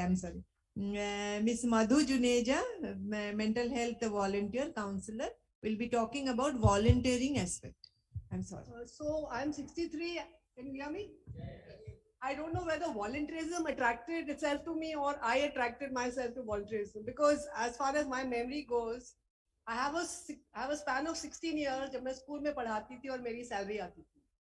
Otherwise, बचपन से ही, I've always been with people. किसी को कुछ help चाहिए हो अपने आप से, किसी को hospital जाना हो, कुछ भी करना हो, तो मैं पहले volunteer की definition define करना चाहती हूँ, जो कि अपनी मर्जी से कुछ करना चाहता है, कुछ भी करना चाहता है, सोसाइटी को वापस देना चाहता है. आजकल वॉलंटियर वर्ड एक बज़वर्ड बन गया है. लॉट ऑफ पीपल से हम वॉलंटियर हैं, हम गिव बैक करते हैं सोसाइटी को, लेकिन क्यों हम गिव बैक करते हैं बहुत जरूरी है. फर्स्ट ऑफ ऑल मेरे केस में मेरा पर्सोना ऐसा था कि I got into voluntary work.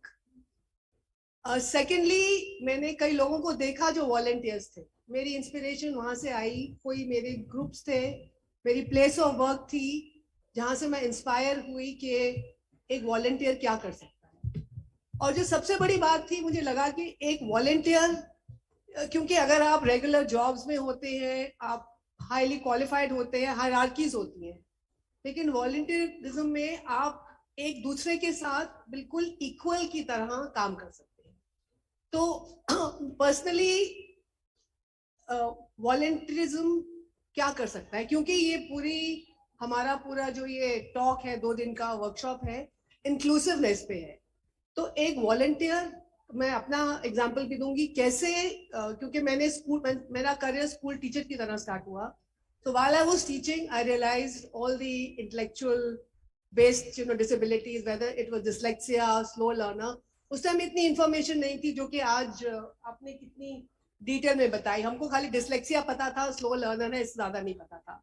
लेकिन वहां भी उन्हीं बच्चों को थोड़ा सा ऊपर लाके, क्योंकि मैं स्टूडेंट्स काउंसिल में थी, एक ड्यूटी के फॉर्म में नहीं, ये नहीं कि मेरी ड्यूटी है, जो बच्चे थोड़े से बैकवर्ड थे, स्लो लर्नर्स थे, उनको कैसे हेल्प किया, उनको रिस्पॉन्सिबिलिटी दी, उनको बोला आप वॉलंटियर कीजिए, आप खुद आगे जाइए. तो ये जो बच्चे जिनको इश्यूज थे, उन्होंने जितना उनका बन सकता था, उन्होंने दूसरों को हेल्प किया. जैसे खाली लंच ब्रेक में ये देखना कि सबने अपना नैपकिन बिछाया है कि नहीं, इसमें कोई भी आपको एक्सपर्टीज नहीं चाहिए थी. जैसे कल हमारे मनोविकास के बहुत अच्छा लगा सेल्फ एडवोकेसी ग्रुप को देख के, उन बच्चों ने कितना कुछ किया है. लेकिन वही बच्चे जब वो अपनी मर्जी से करते हैं, वॉलंटियर करते हैं करने को, उसके बाद जो मेरे फ्रेंड्स बने, वहां भी आई डोंट नो पीछे से कुछ मैसेज था. कई मेरी फ्रेंड्स के बच्चे स्पेशल बच्चे थे, स्पेशल नीड्स बच्चे थे, उनके साथ भी मेरी जर्नी स्टार्ट हुई. कईयों के साथ तो जर्नी अब तक चलती है. और one of them is an autistic girl, she is now 30, she stage in a home in Dehradun. लेकिन उसको भी कॉन्सेप्ट था कि मैं कुछ, मेरी सैलरी आनी चाहिए. सैलरी मिलती है उसको, लेकिन सैलरी बाद में आई. पहले उसको हमने वॉलंटियर की तरह स्टार्ट किया. उसने अपने घर में बोला मैं करूंगी वॉलंटियर, अगेन अपनी मर्जी से. आज वो शी इज बेटर ऑफ, तो वो जिस कैटेगरी में रहती है वो बेटर है बाकी बच्चों से. तो वो अपना खाना खा के, या उससे पहले वो मुझे कभी रोज फोन करके कहती है मेरी ड्यूटी है, मैं खुद जा रही हूँ. और उसी ड्यूटी करते करते वो उन बच्चों को देखती है जिनको हेल्प चाहिए होती है खाना खाने में. आज क्योंकि उसने अपना स्किल एनहांस किया है अपनी फैमिली से, अपनी ऑर्गेनाइजेशन से, आज उसको सैलरी मिलती है 3,000 की, जो कि वो अपने पास रखती है और बहुत खुश होती है. सो समवेयर वॉलंटियरिज्म ये नहीं कि आपकी उम्र, आप रिटायर हो गए. बहुत लोग हमारे यहाँ कहते हैं कि मैं रिटायरमेंट के बाद वॉलंटरी काम करूंगा क्योंकि अब तक मुझे टाइम नहीं है. वॉलंटियरिज्म किसी उम्र में भी शुरू हो सकता है. और लास्टली जो मैं कहना चाहती हूँ, जो हमारा actually respect for voluntary, I am sorry, इतनी नहीं है. क्योंकि कहीं पे जो सोसाइटी, मैं अपना एग्जांपल बताती हूँ. मैं वॉलंटियर रही हूँ, मेरी छोटी सिस्टर है, वो एक जॉब में थी, लेकिन मेरी mother no more, we lost her last year. वो हमेशा मुझे कहती थी तुम कहाँ जा रही हो. I said I have a meeting. She said but तुम तो वॉलंटियर हो. उनको मुझे एहसास दिलाना पड़ा. मैंने उनको बोला वॉलंटियर की भी उतनी कमिटमेंट होती है, बल्कि ज्यादा होती है. वॉलंटियर चाहे सैलरी नहीं लेता, लेकिन उसका कमिटमेंट लेवल, अगर छुट्टी लेनी है तो एप्लीकेशन डालनी है. ये नहीं कि आप वॉलंटियर हैं, आप देर से पहुंच रहे हैं. I think if you opt for being a volunteer, it requires for a much higher level of commitment. This is with due respect to everybody who's in a job. I mean, there also you require commitment, but I think if you volunteer to do something, you've chosen to do that without a salary. Also, the general impression is ये तो volunteer service दे रहे हैं, पता नहीं कैसी होगी, you know, versus a paid service. लेकिन जहां मैं काम करती हूँ संजीवनी सोसाइटी में, कोविड के दौरान so many people reached out to us because हम डिलीवर कर रहे थे, चाहे हम वॉलंटियर्स थे, ट्रेन थे। And lastly I work very closely with families of cancer patients, specially जो कि अपनी लास्ट स्टेजेस पे है, पैलेटिव पे है। वहां पे हम जब मीटिंग करते हैं वंस अ वीक, बहुत उनका दर्द होता है, इतना दर्द होता है कि जो गुजर रहा है, जिसको टर्मिनल इलनेस है, वो तो जा ही रहा है, प्लस उनकी जो फैमिलीज हैं, बच्चे हैं, मेंबर्स हैं, उनको भी लगता है कि हम क्या, because they helpless, you know, I mean सब कुछ कर लिया, मेडिसिन कर ली, सब कुछ कर लिया, लेकिन what next.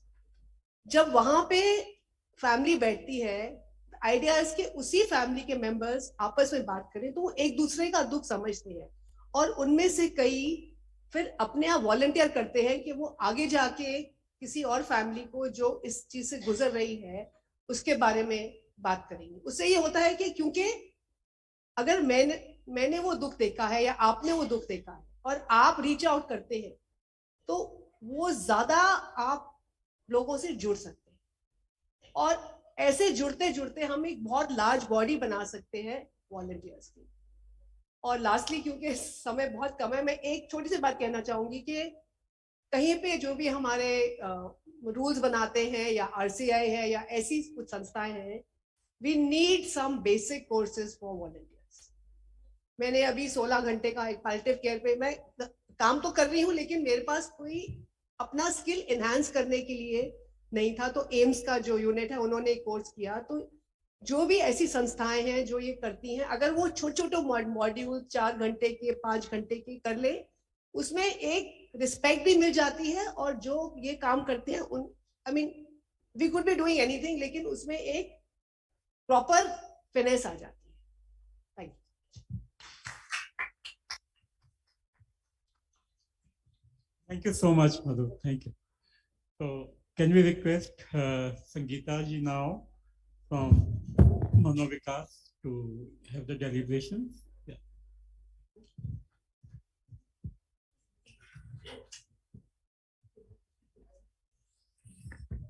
Hello all, good morning to all. मैं मनोविकास के बिहाफ में संगीता, पिछले जो मेरा 16-17 साल का एक्सपीरियंस है वो मैं आपके सामने शेयर करना चाहती हूँ। सबसे तो पहले मेरे जो डिप्लोमा के बच्चे हाथ हिला के दिखाओ, हो कि नहीं आप लोग, क्योंकि आगे यूथ ये है हमारे, और इन्हीं को मैं आगे ये देखना चाहती हूँ। तो सबसे पहले मैं अपने यूथ के लिए क्लैप करवाना चाहती हूँ। मेरा टॉपिक सीबीआर है, कम्युनिटी बेस्ड रिहैबिलिटेशंस। तो मैं मनोविकास के बहुत ही एक, मतलब मैं क्या बोलूं, उस प्रोजेक्ट के लिए हमने बहुत काम किया है, और उस प्रोजेक्ट का नाम ही हमने रखा है साथ साथ। उस प्रोजेक्ट में कम्युनिटी से people with intellectual and developmental disability को विद इन 4-5 किलोमीटर 7 किलोमीटर की रेंज में हम लोग सर्वे से लोगों को इकट्ठा करते हैं और 3 डायमेंशंस में काम करते हैं। पहला जो डायमेंशंस होता है सेफ एंड सिक्योर एनवायरनमेंट, जो हर लोग इन बच्चों को दे रहे हैं। दूसरा dimension and very important dimension is make my choice. हम सभी जब पीपल विद इंटेलेक्चुअल डिसेबिलिटी और किसी फील्ड में काम करते हैं तो चॉइस की बात करना बहुत जरूरी है। हम आप भी कई बार क्या होता है, अपने चॉइस को बताने में असमर्थ होते हैं। और रही बात people with intellectual and developmental disability की, तो मेक माई चॉइस एक ऐसा वर्कशॉप है, एक ऐसा प्रोग्राम है जिसमें हम अपने स्टूडेंट से छोटे छोटे चॉइस बनाना उनको सिखाते हैं। सपोज क्या आप पहनना चाहेंगे, क्या आप खाना चाहेंगे, कहाँ आप जाना चाहेंगे। तो मेक माई चॉइस का जो पहला स्टेप्स होता है listen to me. Why we give this name listen to me? उन्हें, मुझे सुनो। हम लोग कई बार ऐसा होता है काम करते करते भूल जाते हैं कि उनको सुनना, और अपनी चीजें उन पे थोपने लगते हैं। तो यहाँ पर इस मेक माई चॉइस की ट्रेनिंग में, मेक माई चॉइस की वर्कशॉप से हम उन जितने भी people with intellectual and developmental disability हैं उनको चॉइस बनाना सिखाते हैं, उनकी हर छोटी छोटी बातों को लेकर के। पिछले 2013 से हमने इस वर्कशॉप्स को, इसका नाम दिया और इस वर्कशॉप को डिजाइन किया। और सबसे बड़ी बात यह है कि हमारे people with intellectual development disability में कई बार टेक्स्ट को रीड करना प्रॉब्लम होता है, वो पढ़ नहीं पाते हैं। तो हमने इस पूरे इस मॉडल को इजी रीड मॉडल में कन्वर्ट किया है। इजी रीड का मतलब होता है सिंबॉलिक, ताकि वो एक सिंबल को देख करके आइडेंटिफाई कर सके और अपनी चॉइस को बता सके। तो ये पूरी मॉडल, मैं सबसे रिक्वेस्ट करूंगी कि पीछे वो मॉडल है, पूरी बुकलेट है, सिंबॉलिक और इजी रीड में, तो जरूर उसे देखिए और हम इन बच्चों पर इसे अप्लाई करें। ऐसा करने से क्या होता है कि पिछले काफी दिनों से जब हमने इस वर्कशॉप को और इस मॉडल को बच्चों पे अप्लाई किया, तो बहुत सारे स्टूडेंट आज के डेट में अपनी चॉइस को बताना सीख गए। जैसा कि कल आपने भी देखा था सेल्फ एडवोकेट, तो ये जितने भी सेल्फ एडवोकेट्स थे हमारे, इन्होंने सारे ये वर्कशॉप्स को अटेंड किया है और धीरे धीरे ग्रेजुअली ये डेवलप करते करते आज यहाँ पहुंचे हैं। तो ये एक्सपेरिमेंट मनोविकास में काफी दिनों से चलता रहा है और जितने भी रिहेबिलिटेशन एक्सपर्ट बैठे हैं और जो भी लोग बैठे हैं, मैं तो उनसे रिक्वेस्ट करूंगी कि ये अपने स्कूल में, कॉलेजेस में कहीं भी ऐसे पीपल विद इंटेलेक्चुअल डिसेबिलिटी हैं तो वहां इसको अप्लाई करें। हमारी team is available for them, ठीक है। And second model I just explain, जब हमने क्वालिटी ऑफ लाइफ शुरू किया था, क्या होता है समुदाय में, एक परिवार में जब ऐसा बच्चा होता है तो अपने आप परिवार और पेरेंट्स के ऊपर बहुत सारी चीजें होती हैं। हमने हमारे पास उस समय की, मैं बता रही हूँ ये बात 2008 और 9 की, हमारे पास उस समय 14-15 बच्चे हुआ करते थे क्वालिटी ऑफ लाइफ में। हमने एक एक्सपेरिमेंट ये किया कि उन 14-15 बच्चों के पेरेंट को बुलाया, उनसे बात की कि हर 15 डेज में हमारे ये पूरे यूथ आपके घर जाएंगे।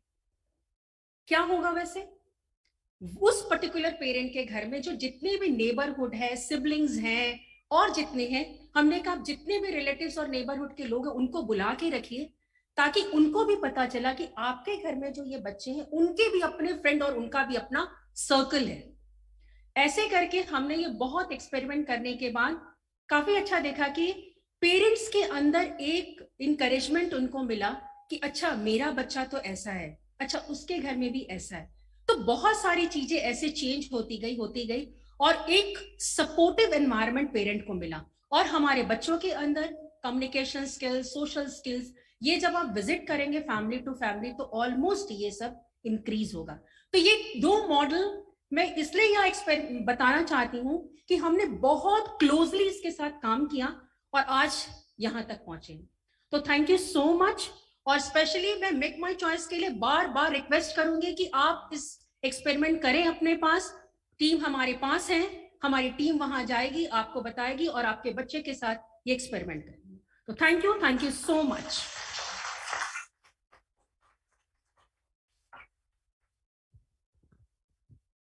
Thank you, Ms. Sangeeta, to enlighten us about the benchmark experiment of Manovikas, that is the Make My Choice and Quality of Life. And we all know that you have been succeeded by empowering so many persons with disability through that.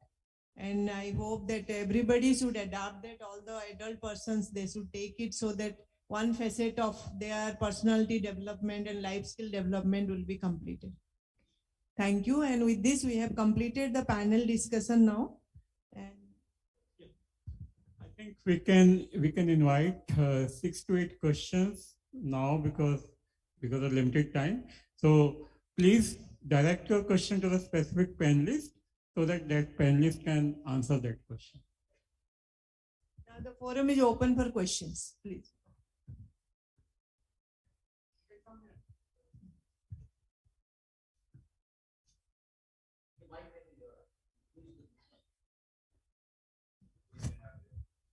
Good morning, everybody. I'm clinical psychologist working in Janakpuri and also in Army Public School, Dholakua. My question, the presentations were very nice and very informative. My question is from Dr. Pooja, and I want to ask her that when I also get children with ADHD in my private clinic and also in the school, but it is very difficult for the parents to convince them that they need the medication. and they don't want to go for the medication. And when I, apply Connors third edition for diagnosing ADHD, it is very difficult when they are not, wanting them to go on medication, and we cannot manage them with our therapy in the initial stages, that it is very severe ADHD. So what we should do in that case? Documentation. Only documentation. It would be really great, your diagnostic process and everything. Immediately the parent is not agreeing for medication. Please do 3 months of their so-called therapy. I don't know what do you use, but behavior modification, involving the school for a daily monitoring. Like I take phone calls on daily basis from all my children with ADHD just to find out how was your day. Did you find any strategy very difficult to use? If so, please discuss with me. So there was a time when my home became a call center, by the way, in the evening. Okay. But it helped a lot. And we have a huge team who takes care of that part. Let's say you did 3 months of this therapy and you are documenting every month your effort and the improvement in the child, whether in home or in school. It is still not improving up to the mark or for his better inclusion. Now start talking to the parent. Don't impose medication on them, but start talking almost in every meeting. Trust me, they would agree. Okay, thank you so much. Can I add that? Can we take one question so that the another question is, you talked about please add to that. Yeah. Sorry, her own voice is echoing. Sorry. The another question is that many a times I get cases about borderline intelligence. So can we diagnose with borderline intelligence specific learning disability? No, not according to the Indian Gazette. No. Alka ji, she wants something. But then I hope, but when the child is coming out to be learning disabled along with borderline intelligence, what we should do in that case? Very unfortunate scenario. CBSE is not agreeing. See, according to DSM-5R now, there is no IQ test actually required for so-called SLD. But CBSE is very, very clear. They are not ready to agree. They say that no, only if the IQ is 85 or above, we will give them any kind of benefit. And we are very nicely sitting in Delhi. Let me tell you, we faced a very big trouble in last 2 years. Suddenly CBSE Regional Center said IQ has to be below 85 for SLD, do their VSMS also and present the case to us. So let's not get into that, dear. There are a lot of paperwork which have to be corrected. You can help them unquoted way. Don't know. Okay.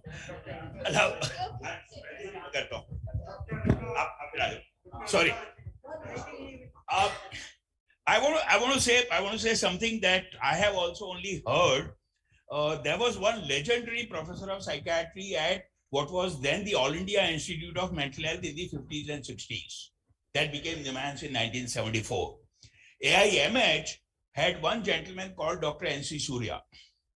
And his famous quote has kind of passed on from generation to generation. And I want to say that to Gulab, Janar, and everybody else with fullest respect. He said, and I quote, I think, patients don't read textbooks and come, unquote. My point is, patients, clients, persons, they don't have to fit into our criteria and definitely not DSM. Please, let's stop quoting DSM and ICD as Bible. Yes, the Indian legal provisions will have to be followed when it comes to legal rights or certification or benefits. But at least as far as the clinical work is concerned or actual ground level helping work is concerned, any combination can happen with anything else. I mean, by DSM saying no, it doesn't exist, it doesn't stop to exist. Okay.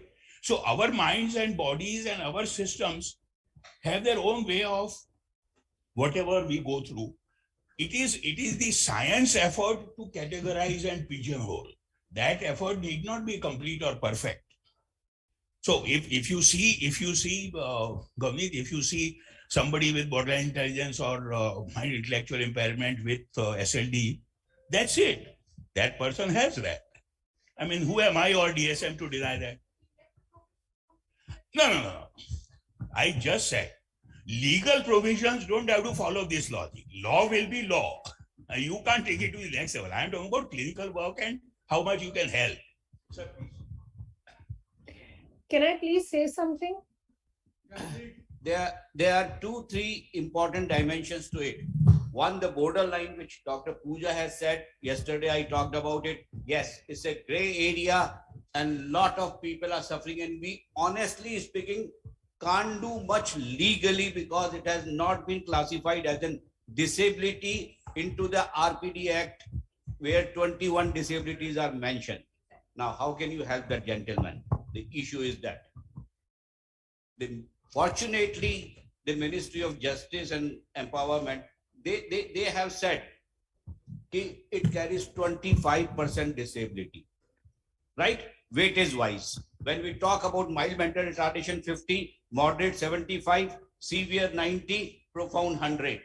This carries 25% weightage. Now, if you have, we have a category of a multiple disability certificate as well. So if board classifies that, the problem is solved. Let's not go into the legality of it. We have had number of people in this way, if really it is. As simple as that. I think all the seniors like you people have to talk to CBSE board to just come up with one guideline that even this 25% they would get some help. You see, then you tell the CBSE people, don't at least give these things, facilities to the people who have gotten the Farji certificates. Sir, at a as simple as that. Can I so as a practical solution to this, if I may continue, we've been dealing with this over the years, and it's a very, very practical solution. We give too much of weightage to one single board. If CBSE is not giving the provision, there are alternate boards which can definitely be utilized. My students have been moving on to NIOS, wherein CBSE is not given them provisions. And NIOS is a very, very doable and practical board, which gives provisions to our students. It helps them get recognized qualifications also. So eventually, in the long run, it's a win-win situation for both the students and the parents. So my only suggestion here is whenever such a problem comes in wherein immediate solutions are not visible as far as the norms or the rules laid out by CBSE are there, I feel that NIOS really comes to support our students there. Fair enough. That's another option, but sometimes when the child is already in a school, it is very difficult to get that certificate and it can be applied there. That's the practical difficulty. The second point on this borderline disability, I tell you, if you merge with other disabilities, the person will get the benchmark disabilities. Simple.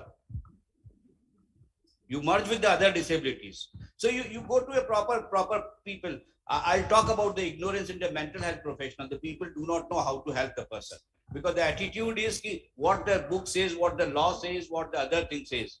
The attitude is not sometimes, I'm afraid, how to help this particular boy or girl. Yes, two disabilities within. So, plus board is issuing. I have yet to see. I mean, I'm working in last 25 years. Those who do not know me today, but I'm from Satyagraha Hospital as a psychiatry, issued thousands of certificates. None of us has been challenged so far in the court. Remember that, because judge always sees the genuinity and the benefits. We have some online. Dr. Alka wanted to say something. Yeah, I wanted to talk first about the young lady asked about ADHD. How do you convince parents about medication? You see, you have to ask parents things which they can really practically understand. If my child has spectacles and I tell them, don't wear spectacles, sit on the first bench, keep trying, try hard and see. Will you do that as a parent? You're not going to do that because you know you're depriving your child of something which is beneficial to them. Similarly, with ADHD, there is an alteration in the brain setup. Okay, I won't say only wiring because it goes more than wiring. And without giving the benefit of medication, you're depriving your child of something which is a benefit to them. And you can always put those parents up to another set of parents who have already taken the medication and seen the change in quality of life. So it is a laborious, ongoing process, and sometimes very, very intensive. One has to keep trying and trying and trying to convince them that these medicines have been made specially for children. There's evidence to show that we are giving it exclusively for children, and it's globally, worldwide, we have demonstrated that there's a change in quality of life when you give ADHD medicines. So you can try again, and let's hope that you're successful in that. Point one. Point number two, just as Dr. Rastogi and Dr. Desai just mentioned, unfortunately, the borderlines have got sort of marginalized because they are actually the watershed area where they should be in regular schools, but they don't get the benefits. And what benefits do we need to give them? Something as simple as extra time and vocational subjects. Now, for that, do we honestly need a totally different disability law or something which includes them in the law to give them the benefit? I really have my doubts. See, with NIOS also, NIOS wants us professionals to really give the provisions and justify the need for a writer, which many of them want. For some reason, the boards have changed drastically in the last decade, okay? They are much more approachable, they are much more child-friendly, but yet the willingness to give a writer and benefit to the child, there is a resistance because of maluse. And this thing is ingrained upon them. There's a lot of misuse of certification, which what I beg to differ in the name of humanity is, I really appreciate the comments that Pooja and Ranjana had to say at the ground level. Why will anyone want to fall under this category unless they're compelled to? Why would anyone want to choose to be different from the so-called normal Gaussian curve? It's very, very difficult to be a person with a differential ability or a disability. So for borderlines, what we need to really, really do is change our curriculum to include vocational subject in regular schools and involve them in that. Understanding the disability law, there are two aspects of it. One is this whole issue of benchmark disability. So only if you have benchmark disability, then you get disability benefits. Fair enough. For employment, for tax purpose, for all of that, I understand. But benchmark disability does not prevent an educational institute from giving educational help to any individual, whether you're 10%, 20%, 25%, it doesn't matter. Maharashtra government has come up with the separate state circular, which actually gives benefits to dull normal, to intellectual disability, to everybody gets benefits, because the aim is, let us try and see how much we can promote them. Even if I give somebody all the benefits, if the inherent capacity is not to reach a particular level, are they going to become a PhD? Let's talk about things which are feasible and practical. So delineating the two, education vis-a-vis disability benefit, number one. And second of all, changing whatever is available at a school level to include all these children. I think we have to really think of our mindset. Thank you so much. Next, we'll go to Manisha Verma for 2 minutes, please. Very briefly, please. Very brief, very brief. I think this is the last question.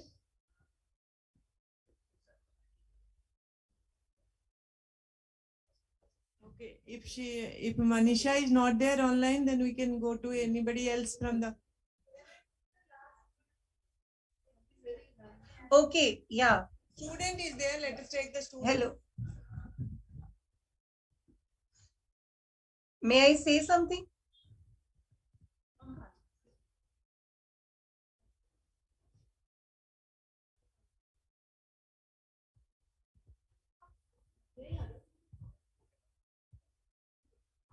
Good afternoon, everyone. Thank you for giving me an opportunity to speak among you guys. So my question is that there was a girl about 6 years of age. She has been raped brutally by 3 people in Nizamuddin. So my question is that how, as an individual and as society, we can prevent that from happening ever again? Ever happening again. This was not in news. It has happened about 3 or 4 weeks before. She was suffering from IDD. None of their parents were ready to answer the questions asked by me or whether my fellow mates in Nizamuddin area. Yeah. Thank you for raising this issue. And this is such a important question. There are many incidents are coming, and it is only the education and training and the creating awareness. And this type of thing, I don't think you can go by just by saying creating awareness and all. This is the basic values. If a child is 3 years old with ID, this is so saddened to tell, when to hear also it is so saddened that instead of supporting the child, the society is going like this. So I think this is not the forum to discuss. We'll discuss in some other forum. And there have been many occasions since yesterday when we have come up with this issue about heart-driven passion and all the pain that we feel for everything that goes wrong in the society, vis-a-vis a rational, clinical, helping, empathic, legal approach. Child sexual abuse is a very harsh, extremely unpleasant reality, and people with IDD, unfortunately, are much more often victims than others. Like Gandhi ji said, CSA will have to be another platform. Some of us here commonly work in many areas. We understand the pain that you feel, but CSA has its own laws and clinical and ground level framework. Those, है ना? IDD uske victim hai. But I want to briefly summarize what happened earlier. And Rajesh ji or anybody else, Pooja, please reflect if there is. I think Rajesh Rastogi brought up very important, since yesterday it's been on my mind, multiple disability within the group of IDD. And if one is courageous as a board, you certify that. So if the legal benefits can accrue, very good. If they can't, that will be. My sense, if I understood Dr. Alka, was that Maharashtra board, it seems, is very resistant about scribe and extra time. Our experience in Delhi and I think all over India is that the boards are very flexible about these issues. Hardly any board worries about time and extra scribe.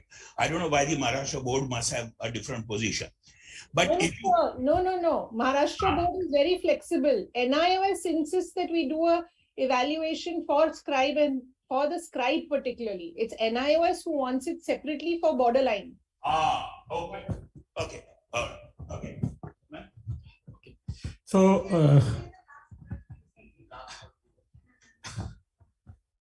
say,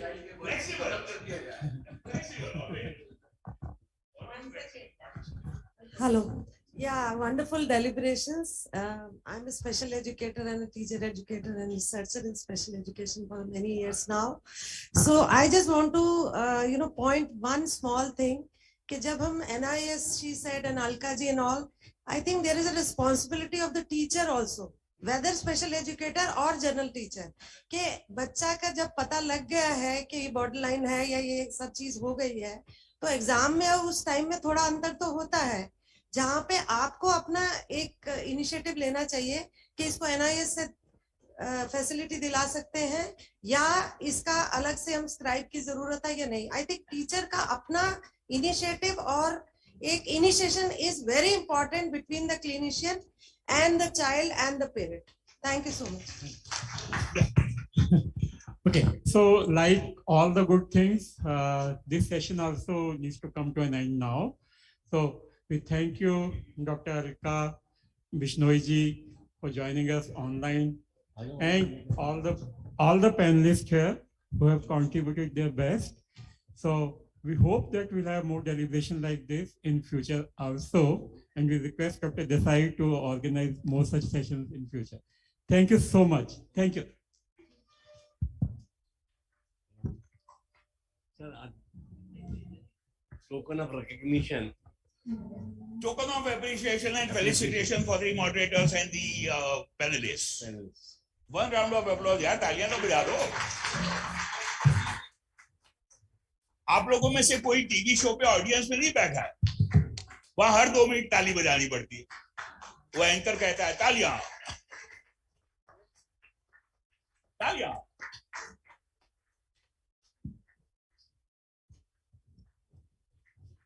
As that happens, because we are already behind schedule. Guptaji, thank you. Yes, sir, sorry. Thank you, sir.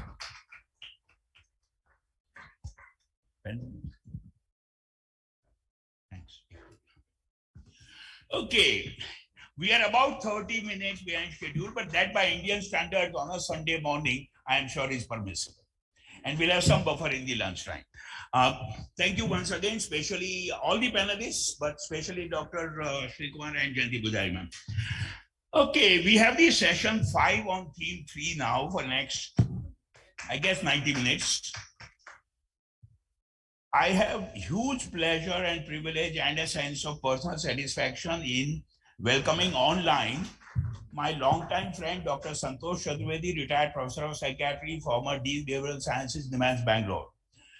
Santosh, Dr. Chaturvedi, sir, welcome. Equal pleasure and privilege and sense of personal satisfaction in having the other moderator with us, who just walked in, but the session wasn't delayed because of her, Dr. Roma Kumar, Vice Chairperson, Psychology, Sir Gangaram Hospital, please. Santosh, thank you, sir, for being here. And we have a very good panel, I think, for this theme on mental illness related disability issues and dilemmas. Dr. Rajesh Rastogi, former head of the Department of Psychiatry at Safdarjung Hospital and the Medical College attached there. Professor Dr. Aparna Khanna from Lady Arjun College. Varalika Mishra, certified mental health first aider on suicide prevention and editor, journalist, author. And as she says, possibly the youngest person here. And Dr. Agni Shukla, PhD in molecular biology, who is a founder of a peer support community, Warriors Connect group of mental health users. And online, we have Dr. Shiv Kumar, additional professor of psychiatry, a specialist in rehabilitation at NIMHANS, Bangalore. Shiv Kumar? Yes, sir. Yeah, I'm there, sir. Good afternoon. Good afternoon to everyone. Thank you. Thank you, Shiv Kumar. I must also say, like I said yesterday, Dr. Nishant, who I'm sure is online from CIP Ranchi, Dr. Nishant and Dr. Shiv Kumar have been on our small scientific committee to help us evolve this entire 2 days program. And so, Shiv Kumar, special thanks to you for all that active interest and contribution too. Thank you.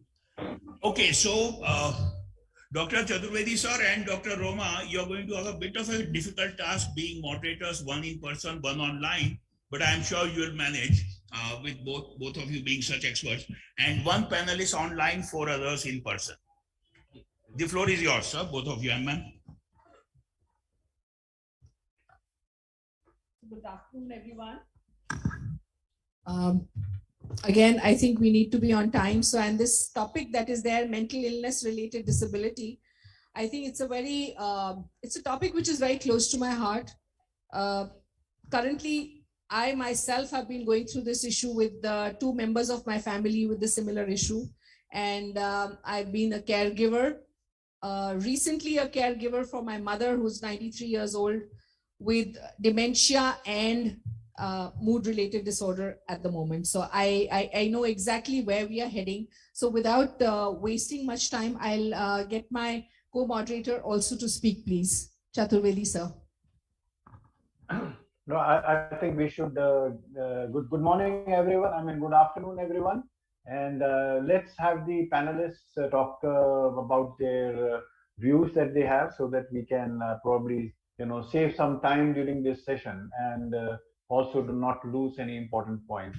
So I think I'll request Dr. Roma Kumar, because you are there in person, I am there only in spirit. So, maybe you can continue inviting the speakers other than those who are going to come online, and then I will chip in the discussion.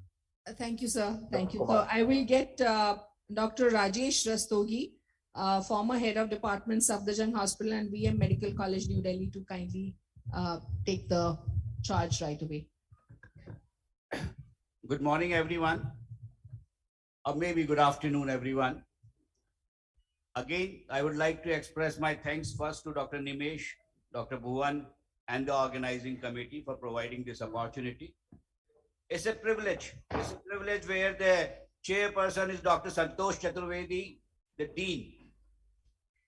We have met number of times, and I think he is not only an astute clinician, but an able administrator as well. So it's a privilege, sir, that you are chairing the session along with Dr. Roma Kumar, and it's a privilege to meet you, ma'am. Now, sometimes when the topic is wide open, one does not know from where to start. So let's think. Mental issues related to the disability, issues and dilemma. Let me look at from the patient perspective first, so then other can join and I can give it. Or before that, I would like to start with a quote that WHO report 2011 starts with a quote from Stephen Hawking. And he said, please listen, this is very important quote and I'm quite impressed. The disability need not to be an obstacle to success. The disability need not to be an obstacle to success. I have had motor neuron disease. Those who do not know motor neuron disease, he was not able to walk. He was always in the wheelchair. Yet, it has not prevented me from having a prominent career in astrophysics, the whole another thing which he has contributed significantly, and a happy family life. So he had, in spite of having the disability, everything what a normal or regular or anybody could have had it. So the minded disability is not an obstacle to success. That is what he said. And just another quote also, that only disability in the life is a bad attitude. The only disability in the life is the bad attitude. That is where most of us come into that category, even the medical professional people also. Because I had a great resistance, not from the civil life, starting the clinic within the general OPD, but from my friends only.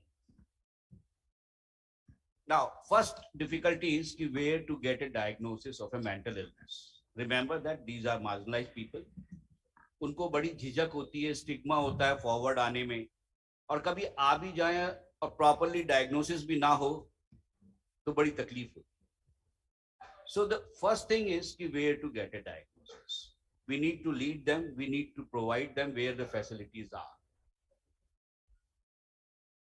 In one of the World Health exhibition, this what you call World Health Day, around 20 or 25 years back, a sister came to me. Sir, कुछ posters बनाए, इनका क्या करें? Nursing students ने. मैंने देखा poster बड़े impressive थे और बड़ा अच्छा लग रहा था. इनका put them into the gallery. And you will not believe, next year we made good posters from the junior residents, senior residents, they quoted, and they made that poster. Now, in Satyagraha Hospital, the psychiatry department is on the 3rd floor, and with the people who goes to medicine surgery, they go via the psychiatry department. A lot of people were going, it's a general OPD, 5-floor OPD. So a lot of attendants used to pass through, and then number of times the people come and said to me, sir, ये पढ़ के तो लगता है मुझे भी इनमें से कुछ तकलीफें हैं. And those who are intelligent enough says कि सर मुझे तो OCD है. कि जो features लिखे हुए थे वहां पे. So the awareness in general, then if they know that here is the facilities available, that is the first thing. The next thing is कि even if you know it, how do you get certified? And certification sometimes is a very tedious procedure. It looks very simple. Government has tried to make it simple also. It is not that. Previously a board was giving it, now one person is giving it. Previously 3 people were giving it. And sometimes one of the board member is absent, and it was very difficult. So then, right, we changed it to the anybody who is present there, option deke, to mareez ko dobara na jana pade. So that is the second thing, from where the disability certificate. Now, as a doctor, as a mental health professional, you need to be aware कि हम मरीज की सुविधा के लिए क्या करते हैं. एक बार मरीज फॉलो अप पे आया, मैंने कहा सर्टिफिकेट मिल गया, बोले नहीं सर, अभी तो वो सर्टिफिकेट हमारे को MRD में 2 बार गए हम मेडिकल रिकॉर्ड डिपार्टमेंट में, और उन्होंने कहा वो क्लर्क छुट्टी पे है और नहीं मिल पाया। मुझे बहुत गुस्सा भी आया और तकलीफ भी हुई कि जो सर्टिफिकेट हमने 1 महीने पहले दे दिया था, उसको 2 चक्कर के बाद भी सर्टिफिकेट नहीं मिला। Then I talked to the procedure. What is the administrative procedure involved in issuing a certificate there from the medical record department? Then I said कि sir आप करते क्या हैं? I talked to the additional medical superintendent. This I am talking about 14-15 years back. He said कि sir एक copy हम रखते हैं, एक कॉपी मरीज को देते हैं और एक कॉपी आपके डिपार्टमेंट में चली जाती है। तो मैंने कहा सर जो मरीज को देने वाली कॉपी वो मैं भी दे सकता हूँ, उसमें किसी के सिग्नेचर तो होते नहीं है, except where it is can be allotted for the housing purpose और some specific purpose where the board is, where the on behalf of medical superintendent the additional medical superintendent sign the.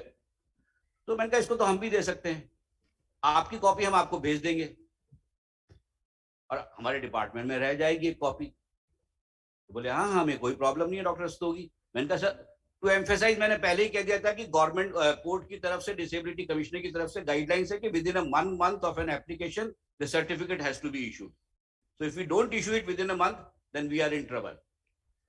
So he could see that point, he could see that inherent threat in it and he allowed me. And you will not believe it has saved lot of inconvenience to my patient and their family members.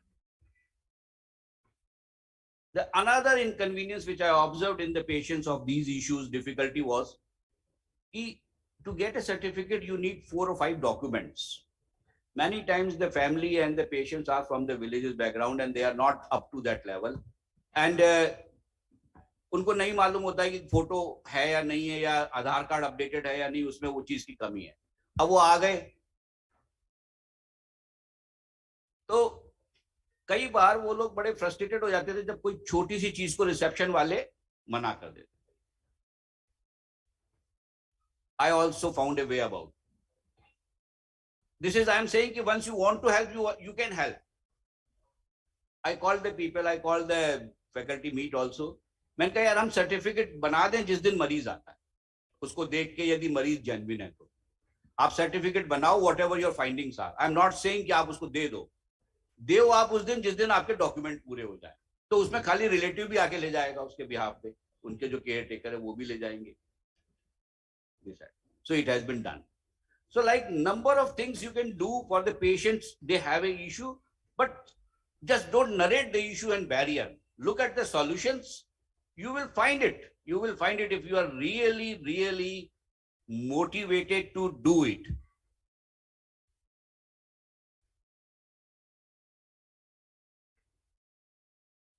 एक था कि one of the psychologist came to me कि sir हमारा यहाँ पे पास में school है सफदरजंग के, but the certificate which we do which we give is not valid. How will you do that? How you can help? I said कि अच्छा आप अपने, हमारा तो लोड होता ही है, पहले फैकल्टी को बुलाया, उनको कन्विंस किया, आप 3-3, 4-4 बच्चे हमारे हर उसमें ऐड कर दें। तो पहले हम 1 month दिया करते थे, फिर fortnightly थे, and the last time when I retired it was weekly we were issuing the certificate. हमने कहा हम उनमें एडजस्ट कर दें, and we started doing.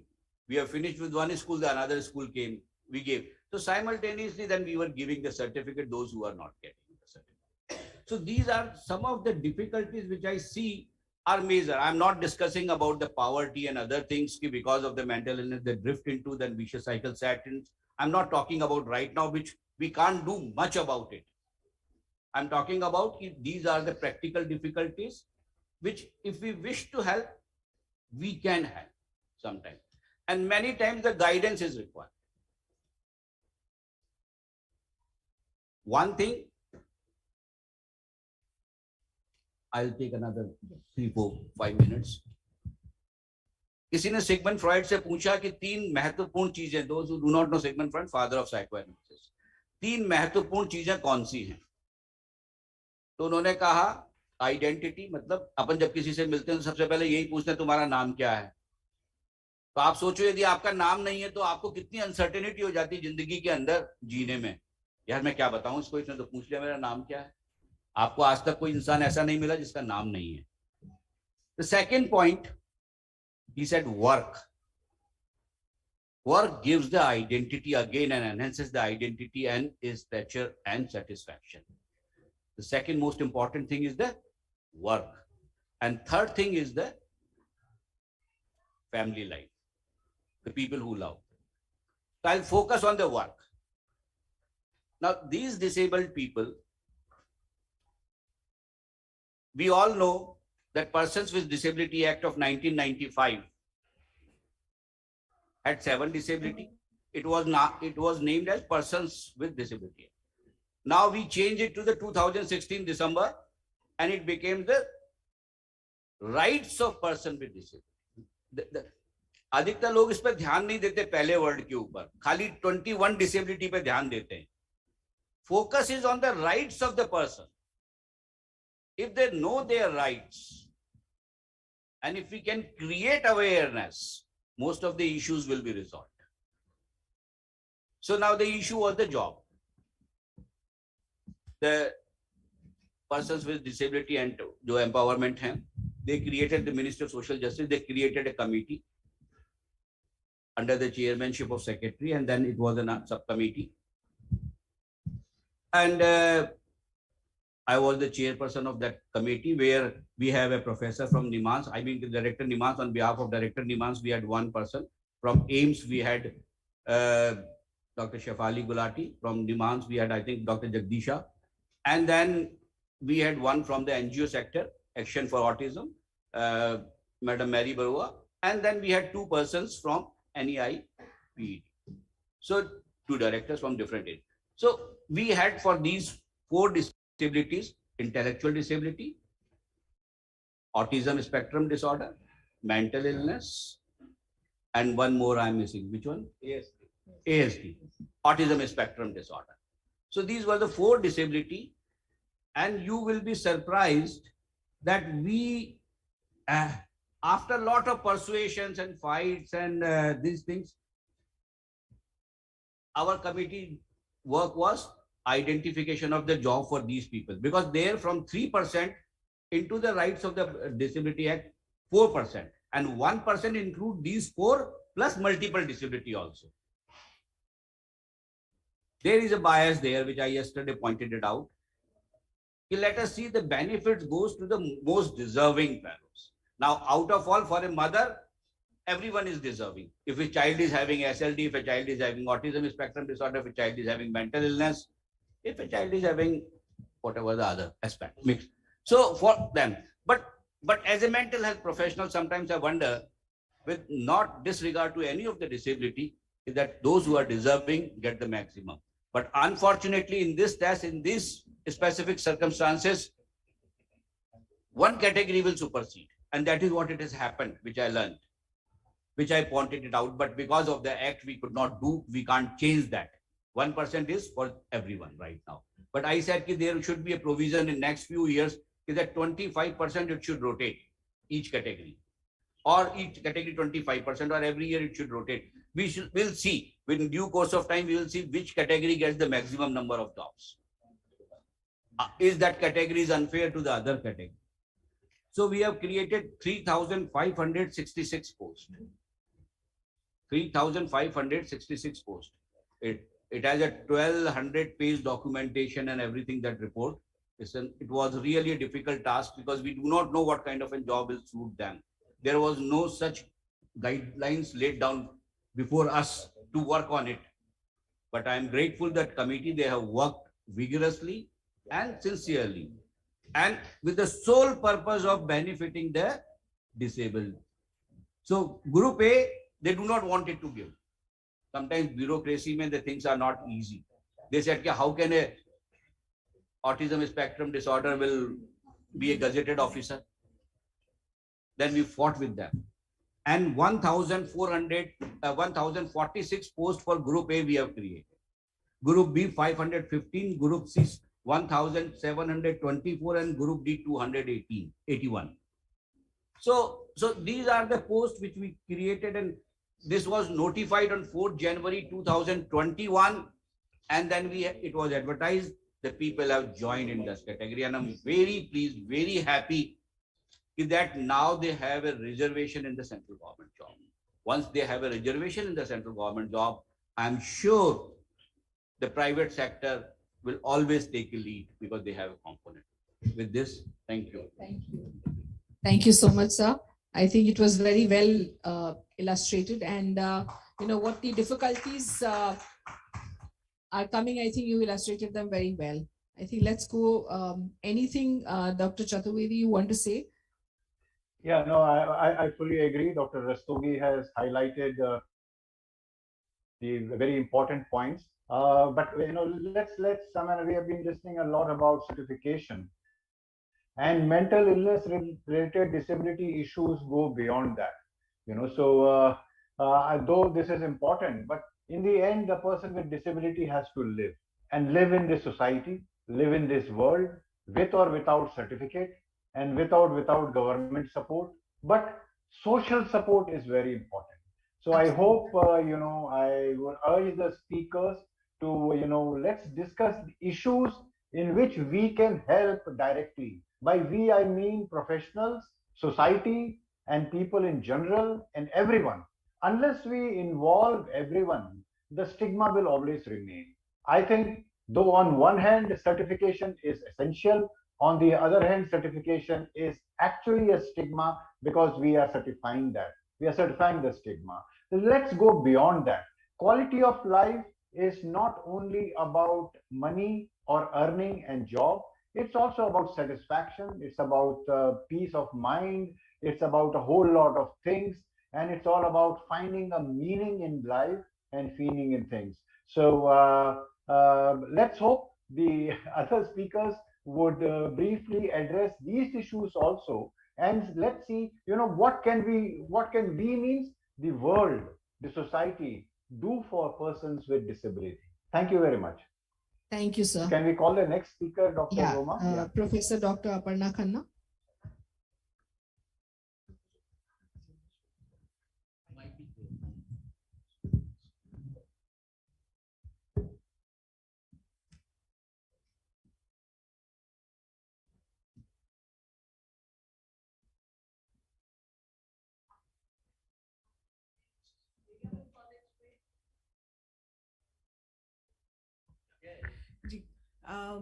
मैं लेडी कॉलेज में पढ़ाती हूँ और एक शिक्षक की पोजीशन से आज अपने इस पर्टिकुलर सेशन में इश्यूज एंड डायलेमास पे थोड़ा सा मेरे अनुभव में जो भी सर्कमस्टांसेस मुझे दिखे हैं और खासकर युवाओं के से जुड़े वो आपके साथ शेयर करना चाहूंगी और केवल समस्या ही नहीं उसके जो भी हम लोगों ने अपनी तरफ से कुछ सॉल्यूशंस ढूंढे वो भी शेयर करूंगी so that maybe those micro experiments, those small strategies can perhaps be scaled up by people who are in similar positions as I, where we interact with young people on a regular basis.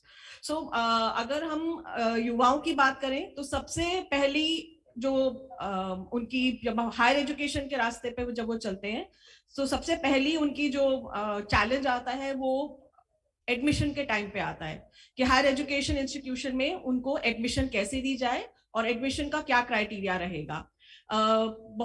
कईयों को अपने certification की knowledge होती है कि किस तरह के सर्टिफिकेट प्रोवाइड करें ताकि उनकी ऑनबोर्डिंग या एडमिशन प्रोसेस आसान हो, but I have been regularly coming across parents who are perhaps because of lack of awareness and sometimes because of misguidance by so-called maybe teachers, experts.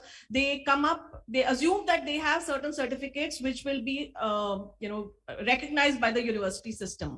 So please, I think those of us who are here and are as caregivers, as even medical practitioners who are guiding these children, please, I would use this forum to request you to help the process of admission also in a way smoothened for the young people, so that these people who are coming up with disabilities are able to onboard successfully. The second challenge is that once they are here, even this year in admissions, there have been certain children with learning disabilities who found it extremely difficult to get admissions. So we need to create awareness at that level. Once on board, then to sensitize the teachers, the university system already has certain provisions inbuilt. For instance, the equal opportunity cell, there's a mentorship program, counseling hai, counselors hai, at least positions hai. और इसके अलावा medical rooms हैं जहां पर कि अगर कहीं पे कोई जरूरत हो तो any person having any issues can be going and seeking some kind of an assistance. But despite that, the challenge comes when it comes to recognizing what an issue and being prepared to give help. Most of us lack awareness. Despite our best intentions, we are not equipped with the basic skills of how to mentor, of how to counsel, of how to just give correct information and guide a person in the right manner. So I, again, using this very august forum and I think the leadership of Dr. Desai, I would like to request if we can have some initiatives to equip not just faculty but students, other students, that is the peer group, as well as other people involved in higher education also, to be sensitized to the needs of children. And again, not those with recognized disabilities, because those are known. Ones with certificate of disability are the ones who have been recognized and certified for a permanent problem. But there are many young people who have certain periods in their lifespan where they are going through ups and downs and need help at that time, and are not so abled in those periods. So how do we recognize them and how do we help them? If we can have small, as Madhuji said, small initiatives, small training sessions to equip us, we'll be able to do our job much better.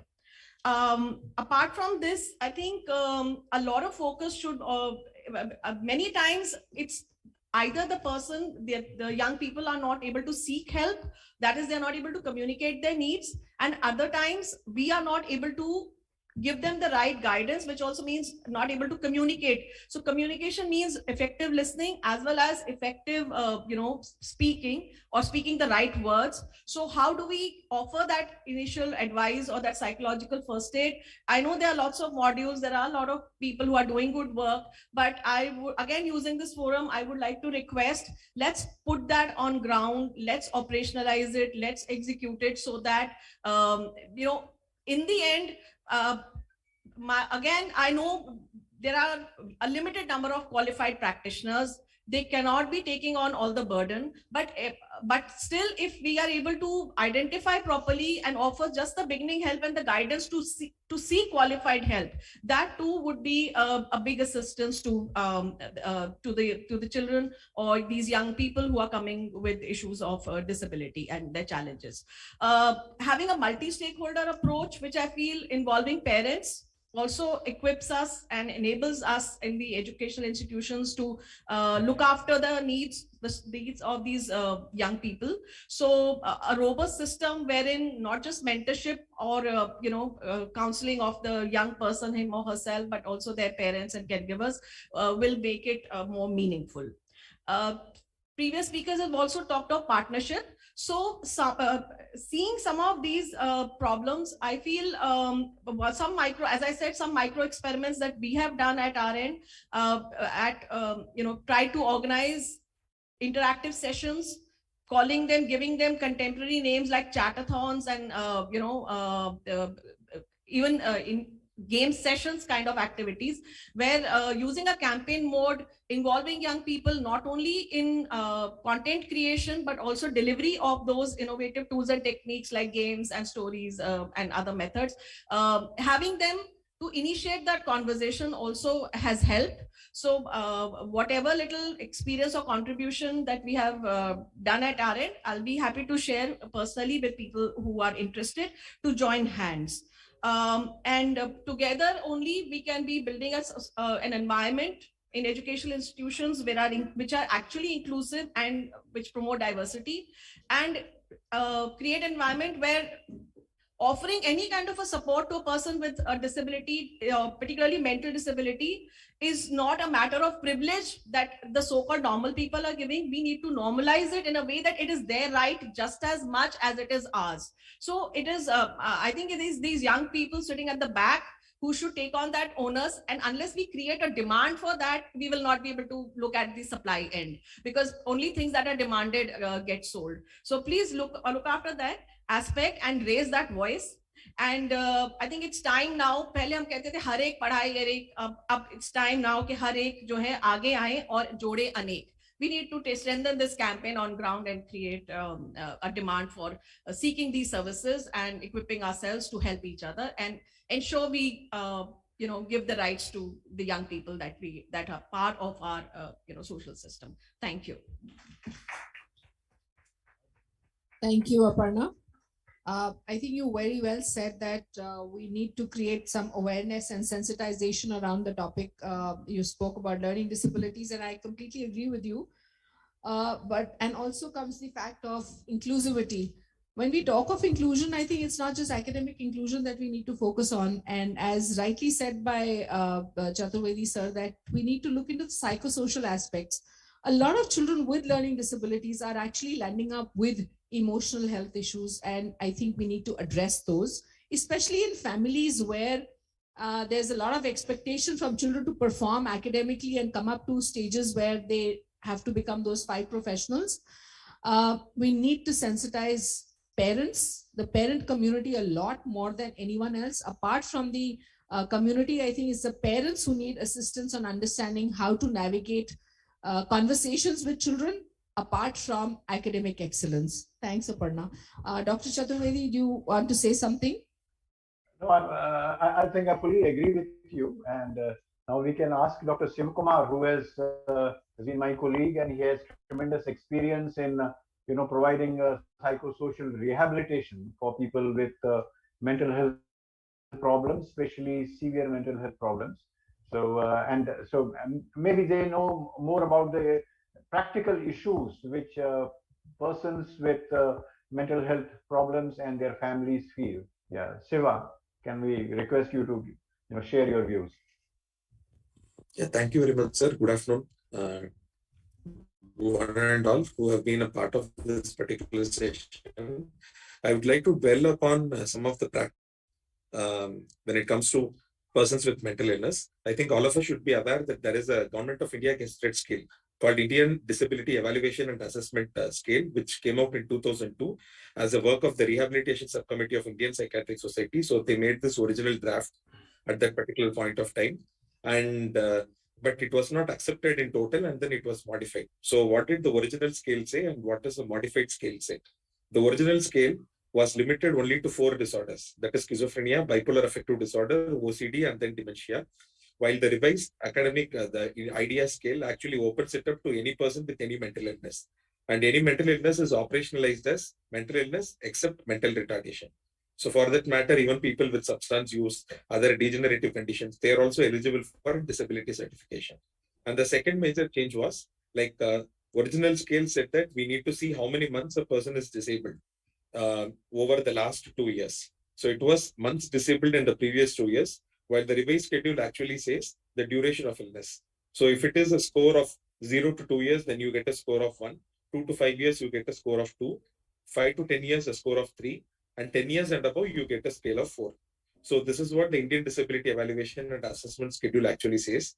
Some of the lacuna which continue to persist till time, which actually leads to issues like this particular scale, which has been gazetted, remains silent on the issue of treatment.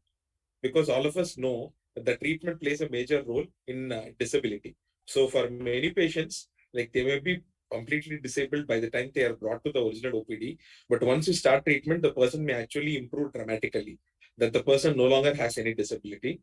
So the scale does not take a stance on the level of disabilities. So it is left to the discretion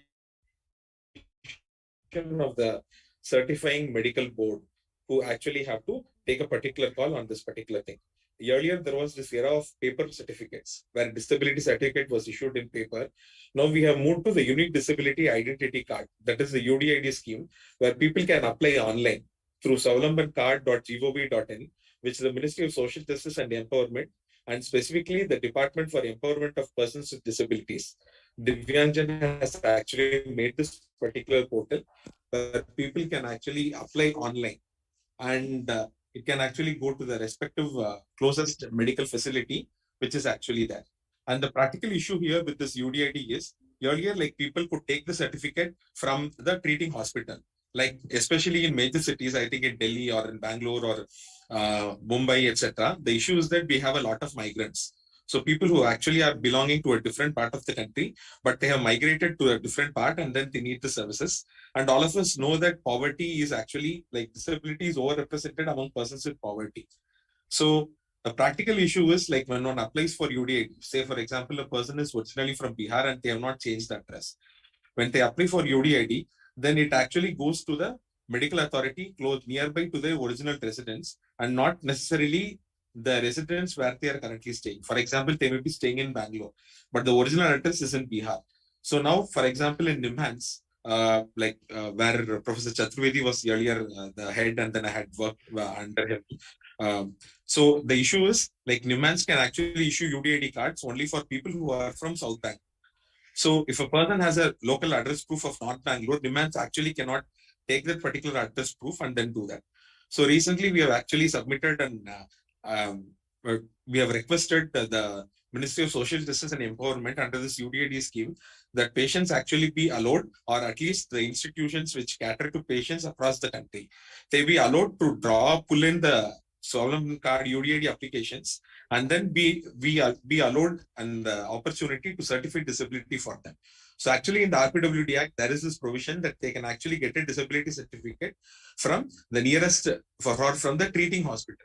So many times, like in tertiary care institutions where we see patients from across the country, I think some of these places, I believe that it is only a small stuttering kind of a block right now. But I think that once we lobby all along, I think it should be possible that people who have applied for UDID card from different parts of the country, they can actually get it from the treating hospital and not necessarily from a hospital close by to their residence.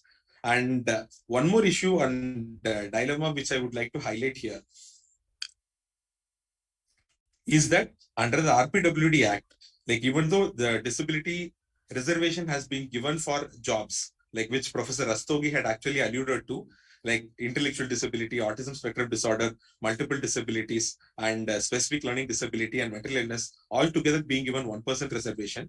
Unfortunately, when it comes to education, 5% reservation is given, but there is no specific category under that, like how much of this actually goes to a person with mental illness. So I think this is something in which we actually need to deliberate on. And I would also like to draw your attention to studies on disability certification from across the country. One striking finding which has been there from across the country is that males are overrepresented. Nearly 2/3 of the disability certificates are issued to males, and only 1/3 of disability certificates are issued to females. So there are studies from across the country, including, I think, from Safdarjung, where Professor Rastogi was associated. There are studies from Nimans Hospital, and we recently did a multicentric study where about 11 hospitals, like tertiary care institutions from across the country, were actually there, including an NGO. And the finding is consistent that females are actually underrepresented in this. So nearly only 1/3 is actually coming to females. And one of the reasons is that there will be a bias when it comes to, because of socio-cultural values, that a male member is considered at not at a premium to what a female member is considered, and they may not be coming to the hospital per se. And the second is also the issue of stigma. Because, like as Dr. Chaturvedi pointed out, once you have a disability certificate or a card which is actually linked, then it is a certificate, or it is actually considered a stigma to say that, like, I have mental illness and I am already disabled and I am availing benefits. It may actually affect the future marital prospects of females. So that may be one reason why family members may actually be a bit hesitant to apply for a disability certificate, especially when it comes to females.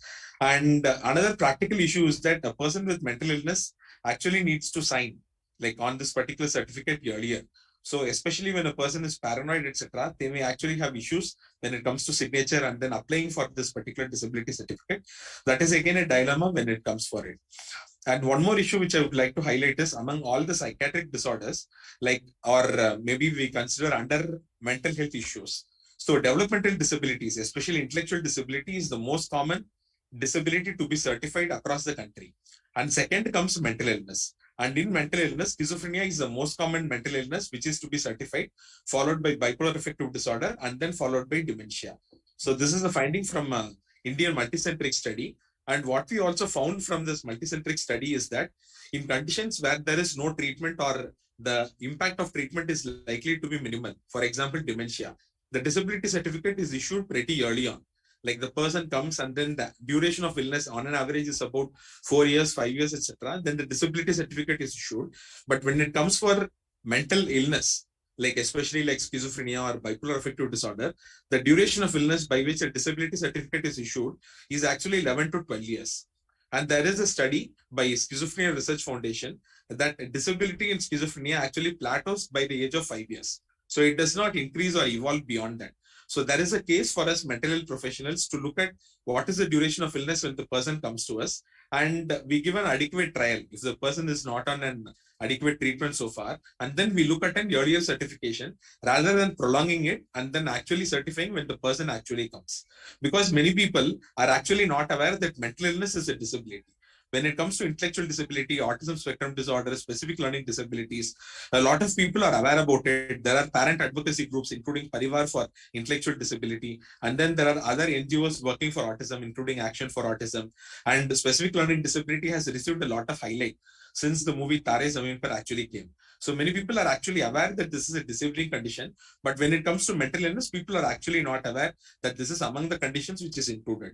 So I think that as mental health professionals, we should play a key role in sensitizing the patients who come, tell them that this is a disability, encourage people to take a disability certificate, and also avail of various benefits. And in this regard, from Psychiatric Rehabilitation Services NIMHANS, we brought out a pamphlet detailing what are the various welfare benefits which a person with mental illness or mental health condition can actually avail. And the awareness about this is pretty poor. So what we actually are doing is, whenever a disability certificate is issued, we also give out a soft copy of this pamphlet or hard copy, which is translated in Hindi as well as in Kannada. So we give out a hard copy of this pamphlet to them so that the caregivers and then the patients are aware that these are the rights which I can actually have. And these are the disability benefits which I can actually avail. And one important barrier, or actually one benefit which persons with mental illness do not get, is railway reservation. Like railway concession, like many people are actually getting it, but it is actually meant only for persons with intellectual disability. The Ministry of Railways website does not explicitly state mental illness. So I think we have sent a representation to the Ministry of Social Justice, but this is one area where different stakeholders can actually come together and we can press to the government that mental illness said it very, very well. Yes, we're running out of time at the moment, but you really spoke very well regarding all the mental illness and all the certifications and the awareness regarding that. Thank you so much. Can we have the next speaker? And I think we need to keep up to time because we're running short of time. The next speaker is Varalika Mishra. She's a certified mental health first aider on suicide prevention, and she's also an editor, journalist, author.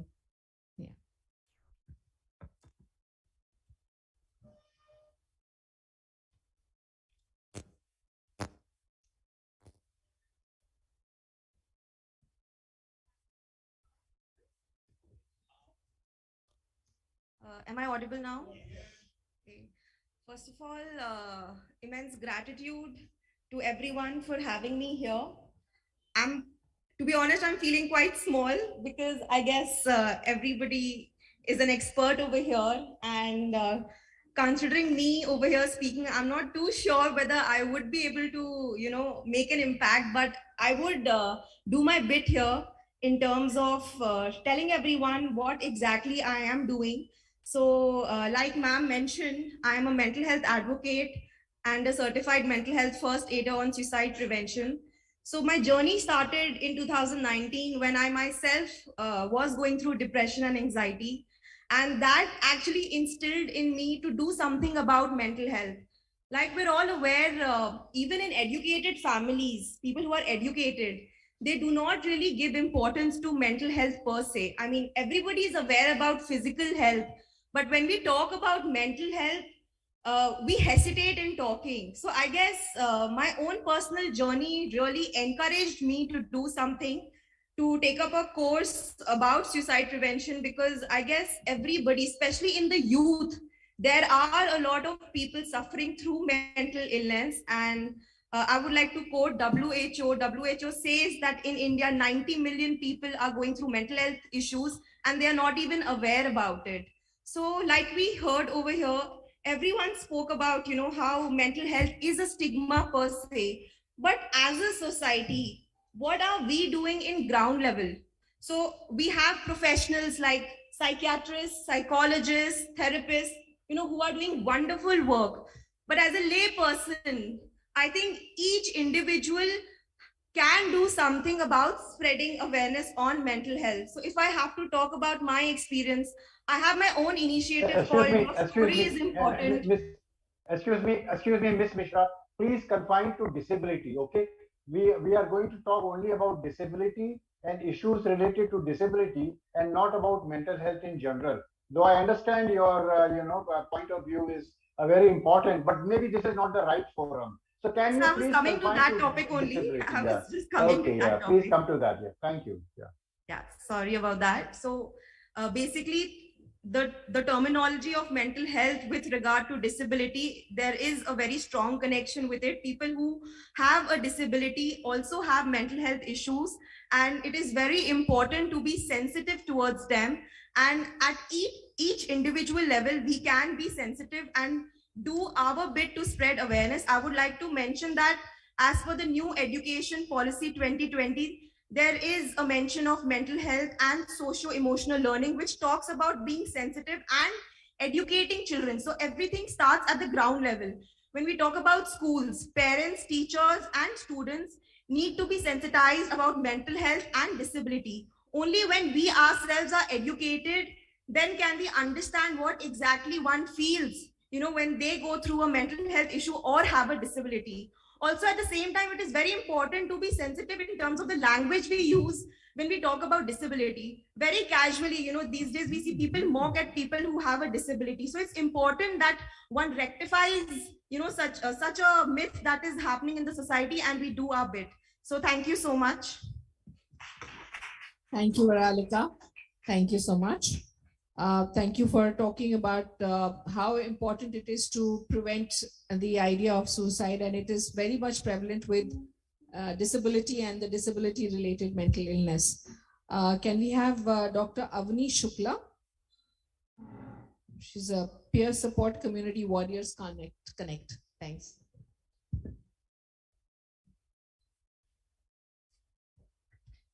Hello, everyone. Good afternoon. I realize I'm the only thing standing between you and your lunch, but I'll still try to keep your attention. So, pehle to I'll really like to thank the organizers, Dr. Nimesh Desai and Dr. Alok. आपने मुझे इस panel पे invite किया, और मेरे लिए तो ये ऐसी पहली opportunity है, क्योंकि मैं बहुत recently mental health के field में काम करने लगी हूँ. लेकिन मेरा experience mental health के साथ तो काफी लंबा रहा है. Because I've been living with bipolar disorder since the past 16, almost 17 years now. So because of this, professionally, my introduction is a bit messed up because I've been a nomad when it comes to my career. It started with being a neuroscientist in Germany to being an assistant professor in India, then healthcare consultant in corporate, and अब मैं एक peer support community चला रही हूँ for those like me. Those who have been living with a mental illness or caring for someone like that. So today's topic of interface between disability and mental health, in my opinion, is very nuanced. इसके बहुत पहलू हैं, लेकिन मैं सिर्फ उस पे focus करूँगी जहाँ पे मेरा domain है, the perspective of the members of our community. These are members who have lived experience of mental illness, but not severe permanent impairment. मैं ये इसलिए कह रही हूँ almost disclaimer की तरह, because I myself and my community members fall in this category, because our community offers empathetic support and respect while discussing our constant struggles, but it does not offer any kind of crisis support or rehabilitation. तो हमारे community में हर member की इतनी तो functionality है कि वो हमारे online और offline activities में part ले पाएं. That said, mental illness greatly impacts most aspects of our life. And this is what we feel, and that's what we support each other through. क्योंकि frankly दवाइयाँ treatment के लिए होती हैं, therapists coping mechanisms में help करते हैं, लेकिन the actual healing often happens in a community among people like yourselves. तो जैसे सर आपने कहा that the biggest disability is a bad attitude, वो actually good attitude लाने के लिए पहले healing होनी पड़ती है. So मैंने अपने community members से पूछा, do you feel your mental health condition is a disability? And to my surprise, almost equally divided opinion था. There were more yes than no. जिन्होंने कहा no, they don't have a disability. They think they have difficulties, just like everyone else has difficulties. मैं भी इस category में हूँ. Because apart from seeking help from my psychiatrists and therapists, I have worked a lot on the outlook towards life that I've had. So अब मेरी condition relatively better है, मेरे episodes milder हैं, लेकिन many times I have been very severely depressed, and during those episodes I have felt fully disabled. पर अब भी जब हम disability की बात कहते हैं तो दिमाग में physical disability आती है, वो भी जिसमें लोग दूसरों के ऊपर fully dependent होते हैं.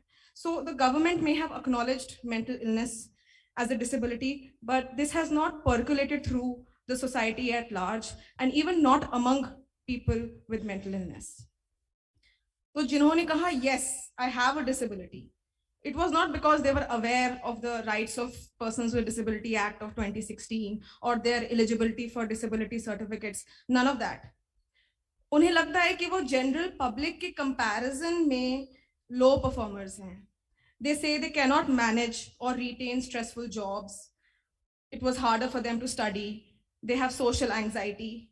And simply कि उनको medicines लेनी पड़ती हैं to remain stable, उनको वही disability लगती है. कुछ ने कहा कि medicines की side effects की वजह से they are not able to function as effectively as others. लेकिन हम we can't do much about it. We have to take medications to remain stable. In fact, हमारी community में हम इसको बहुत endorse करते हैं that you have to be compliant to psychiatric medications. So they've accepted that, but that's how they feel. And I am not a clinician, but I'm taking the liberty to say that ये individuals मेरे नजरिए में तो काफी functional हैं. अगर इनको idea scale पे देखा जाए तो they will not score very high. जैसे कि डॉक्टर देसाई ने अपने opening remarks में ही कल कहा था, not all but only a few people with mental illness who have severe condition would have disability. लेकिन clearly the perception of disability is not linearly correlated to functionality. यहाँ पे awareness की बात आती है. Not just awareness among public, but also awareness among persons with mental illness, and also self-awareness. तो second question मैंने अपने members से ये पूछा, would you want a disability certificate? Just assume you meet the criteria for it. And I explained a couple of the main benefits. इसका answer was slightly more no than yes. जिन्होंने yes बोला वो mostly इसलिए कि maybe reservation की वजह से उनको higher education में मदद हो सकती थी, लेकिन frankly diagnosis इतने भी young age में नहीं होता है, and duration of illness is a big component. It's a big measure on the idea scale. So even assuming कि disability certificate भी time पे मिल जाता, this is quite a narrow one. This is my opinion. But of course the other thing is कि mainly financial position of the family matters the most. So for job security, one would say that the government job is best. I can't comment more क्योंकि evidently low family income के members हमारे community में अभी ज़्यादा नहीं हैं, but we'll get there one day. So now about the members who said no, काफी ने बोला no. जिन्होंने कहा कि उन्हें disability है, फिर भी उन्हें disability certificate नहीं चाहिए. Because of the shame associated with the word disabled. So they think they are disabled, but they don't want others to think so. कुछ लोग government job को एक compromise समझते हैं, उनको private sector में ही job चाहिए. Frankly, मैं भी ऐसी थी. So Avni, we need to hurry up. I'm done almost. Yeah, thanks. So for some, a disability certificate may be a boon, but like what Dr. Achal Bhagat explained very well yesterday, that for every person with mental illness, it's not just reservations that they need. Our community members are saying that they want comprehensive and affordable healthcare and inclusivity. You know, कि regular workplaces में ही suitable accommodations मिल जाएं, insurance benefits not just on paper, more affordable but good therapists, and the ultimate dream that enough psychiatrists and psychiatric social workers that home visits are possible, right? So I can't talk more about reforms here क्योंकि छोटा मुंह बड़ी बात हो जाएगी. लेकिन हाँ, जहाँ तक awareness की बात आती है, the public may not know that mental illness of any kind is a disability, but they are very quick to judge functionality of people on the name of the mental illness. So when I talk to other people about the community I'm running, and these people don't know that I have bipolar disorder, तो मैं उनको बताती हूँ कि मेरे community में कुछ members को डिप्रेशन है, एंजाइटी है, वहां तक तो ठीक है, पर जब मैं बोलती हूँ कि we have some members with bipolar and schizophrenia, they say what, are they even able to manage that just being members, right? So they have no idea how many people with severe episodes, psychosis, hospitalizations, and so on with treatment have gone on to become pretty functional in their lives. I'm one of them, but they don't know that, right? And our community is full of such people. So I think even without thinking of the term disability, in their minds, they judge persons with mental illness as disabled. And I think advocacy efforts by people with lived experience here will really help. Like I'm trying to do that, so are others.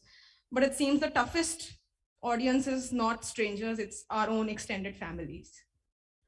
So, and just one important point I'd like to just say here is that in some cases I've seen illnesses like bipolar disorder and schizophrenia are considered as severe mental illness, and the likes of depression and anxiety are considered common mental illness. पर मुझे लगता है कि yes, manic phase, hallucinations, violent, psychotic breaks, बहुत dangerous, distressful, tricky होते हैं, and I've been through some of that. लेकिन बहुत बारी I have been through very severe depression, and that's literally where we feel that we're either already dying or we should die. So depression takes lives. So if we consider suicide to be a severe problem, why isn't depression a severe illness? So I think terminology matters. जो बाकी हमें कहते हैं for societal, like decreasing societal stigma, और जो हम अपने आप को कहते हैं to decrease self stigma. तो मुझे ये शब्द अच्छे नहीं लगते कि I am suffering from bipolar disorder. No, every moment of my life I am not suffering. I am living with bipolar disorder. So I think self-image makes all the difference. And yes, we are not bipolars and schizophrenics. We are people living with bipolar disorder, people living with schizophrenia. Yes. Just like people with diabetes, not diabetics. It's the same. So also this is my personal opinion, just like I think we shouldn't say sufferers. I also don't like the terms users or survivors or even patients, right? Because we are patients for our doctors. We are clients for our therapists, but we are people for the public. And I like the term warriors because on a daily basis, you know, we are battling some small or big battle with our minds. So that's why I've called our community Warriors Connect. So thank you. Yes. Thank you, Avni. Really well said. And you said some things which were very touching to the heart. I have Dr. Rastogi wanting to just comment before I take on questions from the audience. I know constraint of time, lunch is waiting for all of you, but still I thought Dr. Shiva has spoken very well, but he also touched about the long duration of illness, and she has also touched about. You spoke from the heart. It requires lot of courage to acknowledge, gentlemen, lot of courage to acknowledge. And she has acknowledged it openly. But she has talked about the certification in the long duration, both of them. So let me clarify. The IDEA scale has 4 components: self-care, communication, the interpersonal activities, and work. All have been rated 4.1234. You require 40% disability cutoff. That means a score of 7 will do. So where is the question of long duration? Even if you have a 2 years duration, it is more than enough, because चारों के अपन 4 point भी जोड़ ले तो 16 हो गए. Duration is nowhere in the picture. Yes, important thing is in the mental illness, if it is a long duration, then disability ensues. But if it is a short duration, doctor will say, first let's take treatment, you might improve, you will not get disabled. Now to clarify your point one more. If a person is having mental illness, does not mean the person is having disability. Please remember, just having an illness does not mean you have a disability. And just having a long duration of illness does not mean you have a disability. I have the patient with bipolar disorder who retired as Director General Darshan. I have a patient who retired as General Manager Punjab National Bank. I have a patient who retired as Director General Nirman Bhavan after 25 years of follow-up regularly. No disability at all at any kind. Many examples. So long duration also does not mean you have a disability. You are having an illness does not mean you have a disability. So that point should be clarified in that. And last, there is a wrong notion and myth, you can say whatever it is, disabled people are inferior. Absolutely not. Absolutely not. We need to clarify that. We need to have positive attitude towards in the society. Yes. With this, please, I hand over the microphone. Thanks. Dr. Chaturvedi, you're there. So do you wish to say something? Do you want to comment? Yeah, no, I will go in continuation with the previous speakers, Avini, and before that Varleka, and now what Dr. Rastogi has said. See, and that we need to, also view, see, in the word disability, there is ability. Ability, and which, Dr. Rastogi very rightly pointed out, not everyone with mental illness is disabled, of course not. And when we look at, the figures for the severity of disability, it varies. And, as I feel, what to say, I mean, when Avni gets, involved with the terminology, see, let's not go by the name. When they say common mental disorder, it doesn't mean it is very common, because that is also uncommon. And when they say severe is a name, is different thing, severity is different thing. But, what we have not talked about, maybe because when we talk about issues and challenges, we always talk about difficulties. We don't talk about the assets. I know a lot of people who have mental illness and who are very creative. And in this session, we have had these two people, both Varleka and Avni, who have this beautiful ability to express their views, talk about things and various things that they are doing. So, this is probably also contributed because of the health issues that they have had. So I know a lot of people who are artists, singers, various things. And sometimes I feel that has contributed to their ability. I agree that, we need some support from government and society, and we talk about certification and all, but let's also discuss how to live with mental health issues and how to live with a person who has mental health issues, and, how they can contribute to the society, how people with mental health problems, as Dr. Rastogi gave so many examples. I also have had so many examples of people who are very well placed despite having mental health issues, but they have contributed to the society. So I think we have had, Dr. Roma, a very good discussion on various aspects. And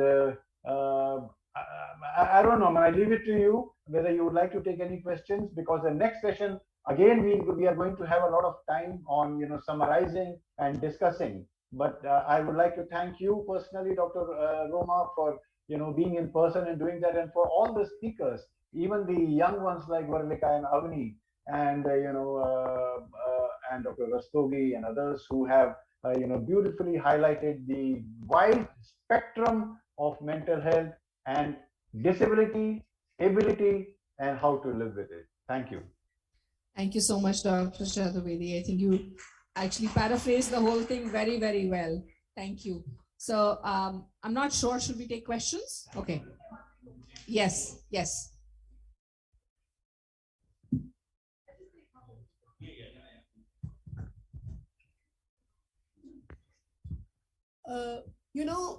One thing I've learned from Dr. Desai sir is that we always end on an optimistic note. I mean, we speak of disability, we speak of problems, but with two young people, I think both Varnika and Avni being there and the work they are doing go a long way in creating awareness. It's not easy. Let me tell you, it's not easy to come up.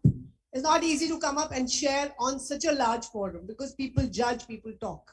I know you've gone through those stages, but I think the young energy which is there today, plus everybody sitting at the back, I think that's what needs to connect. Thank you. Thank you. That was well said.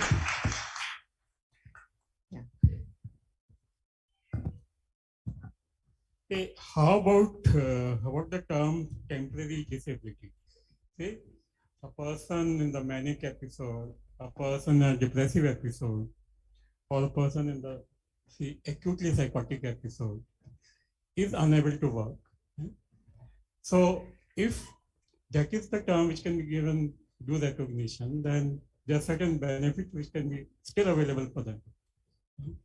But it is a temporary disability. Yes, it is. It is. Yes. So why only permanent disability? Yes, I agree with you.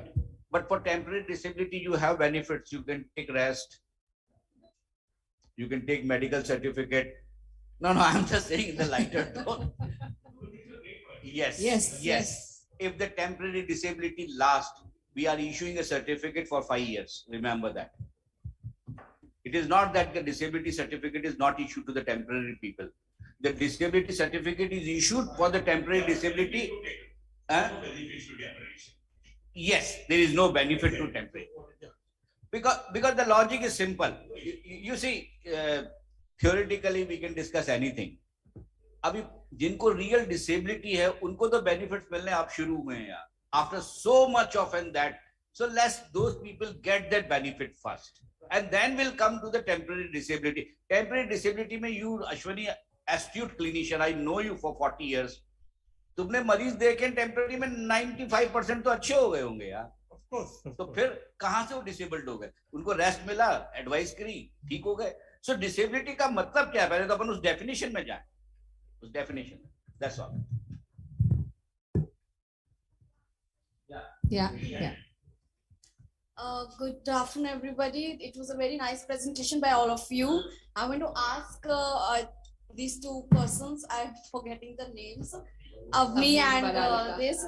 I heard this phrase in Instagram that nobody on this earth can motivate you unless and until you yourself motivate yourself. So in spite of going to the psychologist or psychiatrist, what motivated you, or what on your own self, by yourself you did to improve your life apart from, going through anxiety and depression and bipolar? So that, I know many people who are drug addicts, but they are not able to motivate themselves to come out of alcohol or drug addiction. But some people by themselves are able to improve. So what all strategies did you adopted to which motivated you to come out of the disorders? First of all, thank you so much for this question. I remember I was at my workplace and I was just sharing my emotions with my colleague, and he told me one line. He said, be your own ally, be your own friend. No matter what people tell you that, we are always there for you, in the end, you are only there for yourself. You need to help yourself. So I think that was the encouragement that I gave to myself.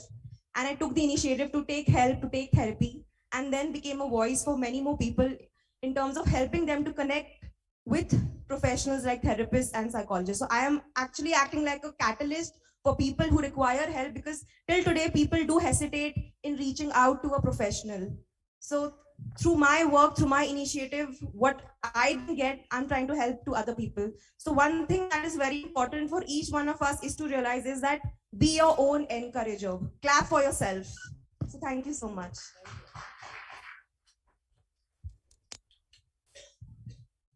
I agree with all of that, but I just have to say one thing. It matters when you start saying these things to yourself. Because let's talk biology. This is a biological issue. It's physiology. It's your brain that is not functioning properly. And I'm saying this as an ex-neuroscientist also probably. The thing is, when you're so deep, dark in depression, or you're just a complete mess, your brain is not working properly. It's not possible to have a good attitude and be motivated and, just get out of the bed.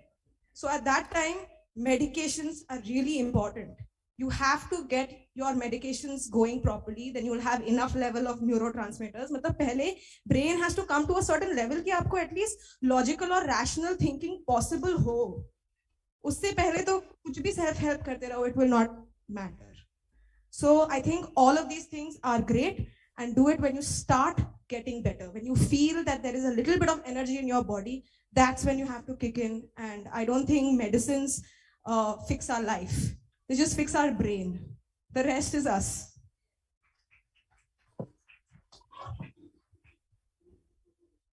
Any more questions?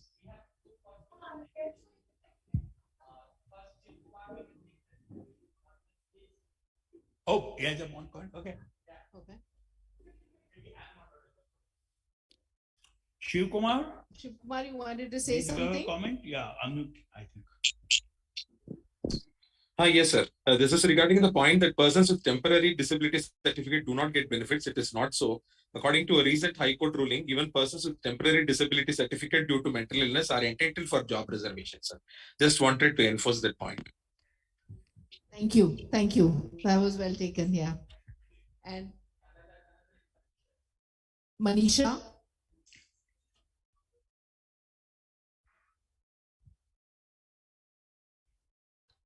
Yeah, I would like to share my experience as an intern in Gangaram Hospital. We had a patient come in, OPD patient, who came totally distraught, unclean for 4-5 days, wearing bathroom slippers, wearing shabby clothes. And I remember Dr. Rajesh Goyal prescribing him some antidepressive medicines. And after 15 days, he was called again for evaluation. And I saw for the first time the transformation the medication had done. He was neat. He had oiled and combed hair.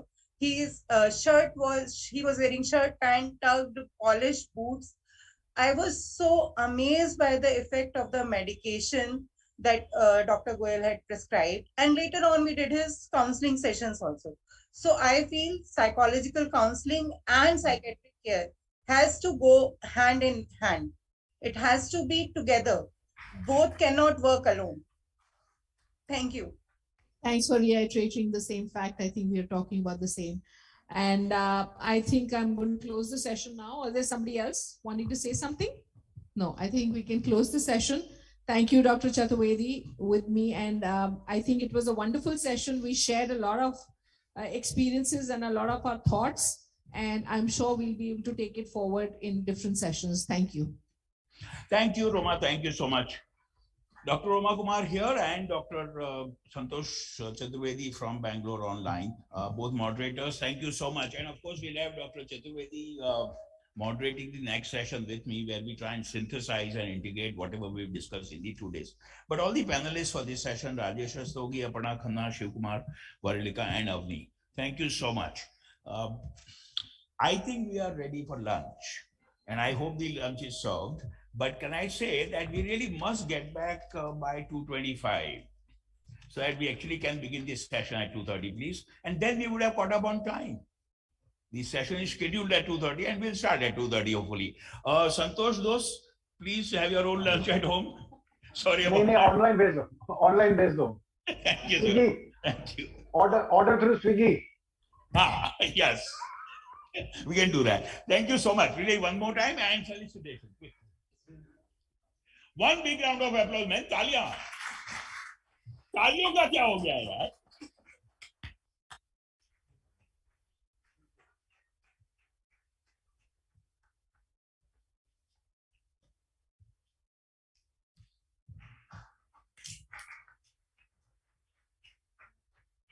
Okay.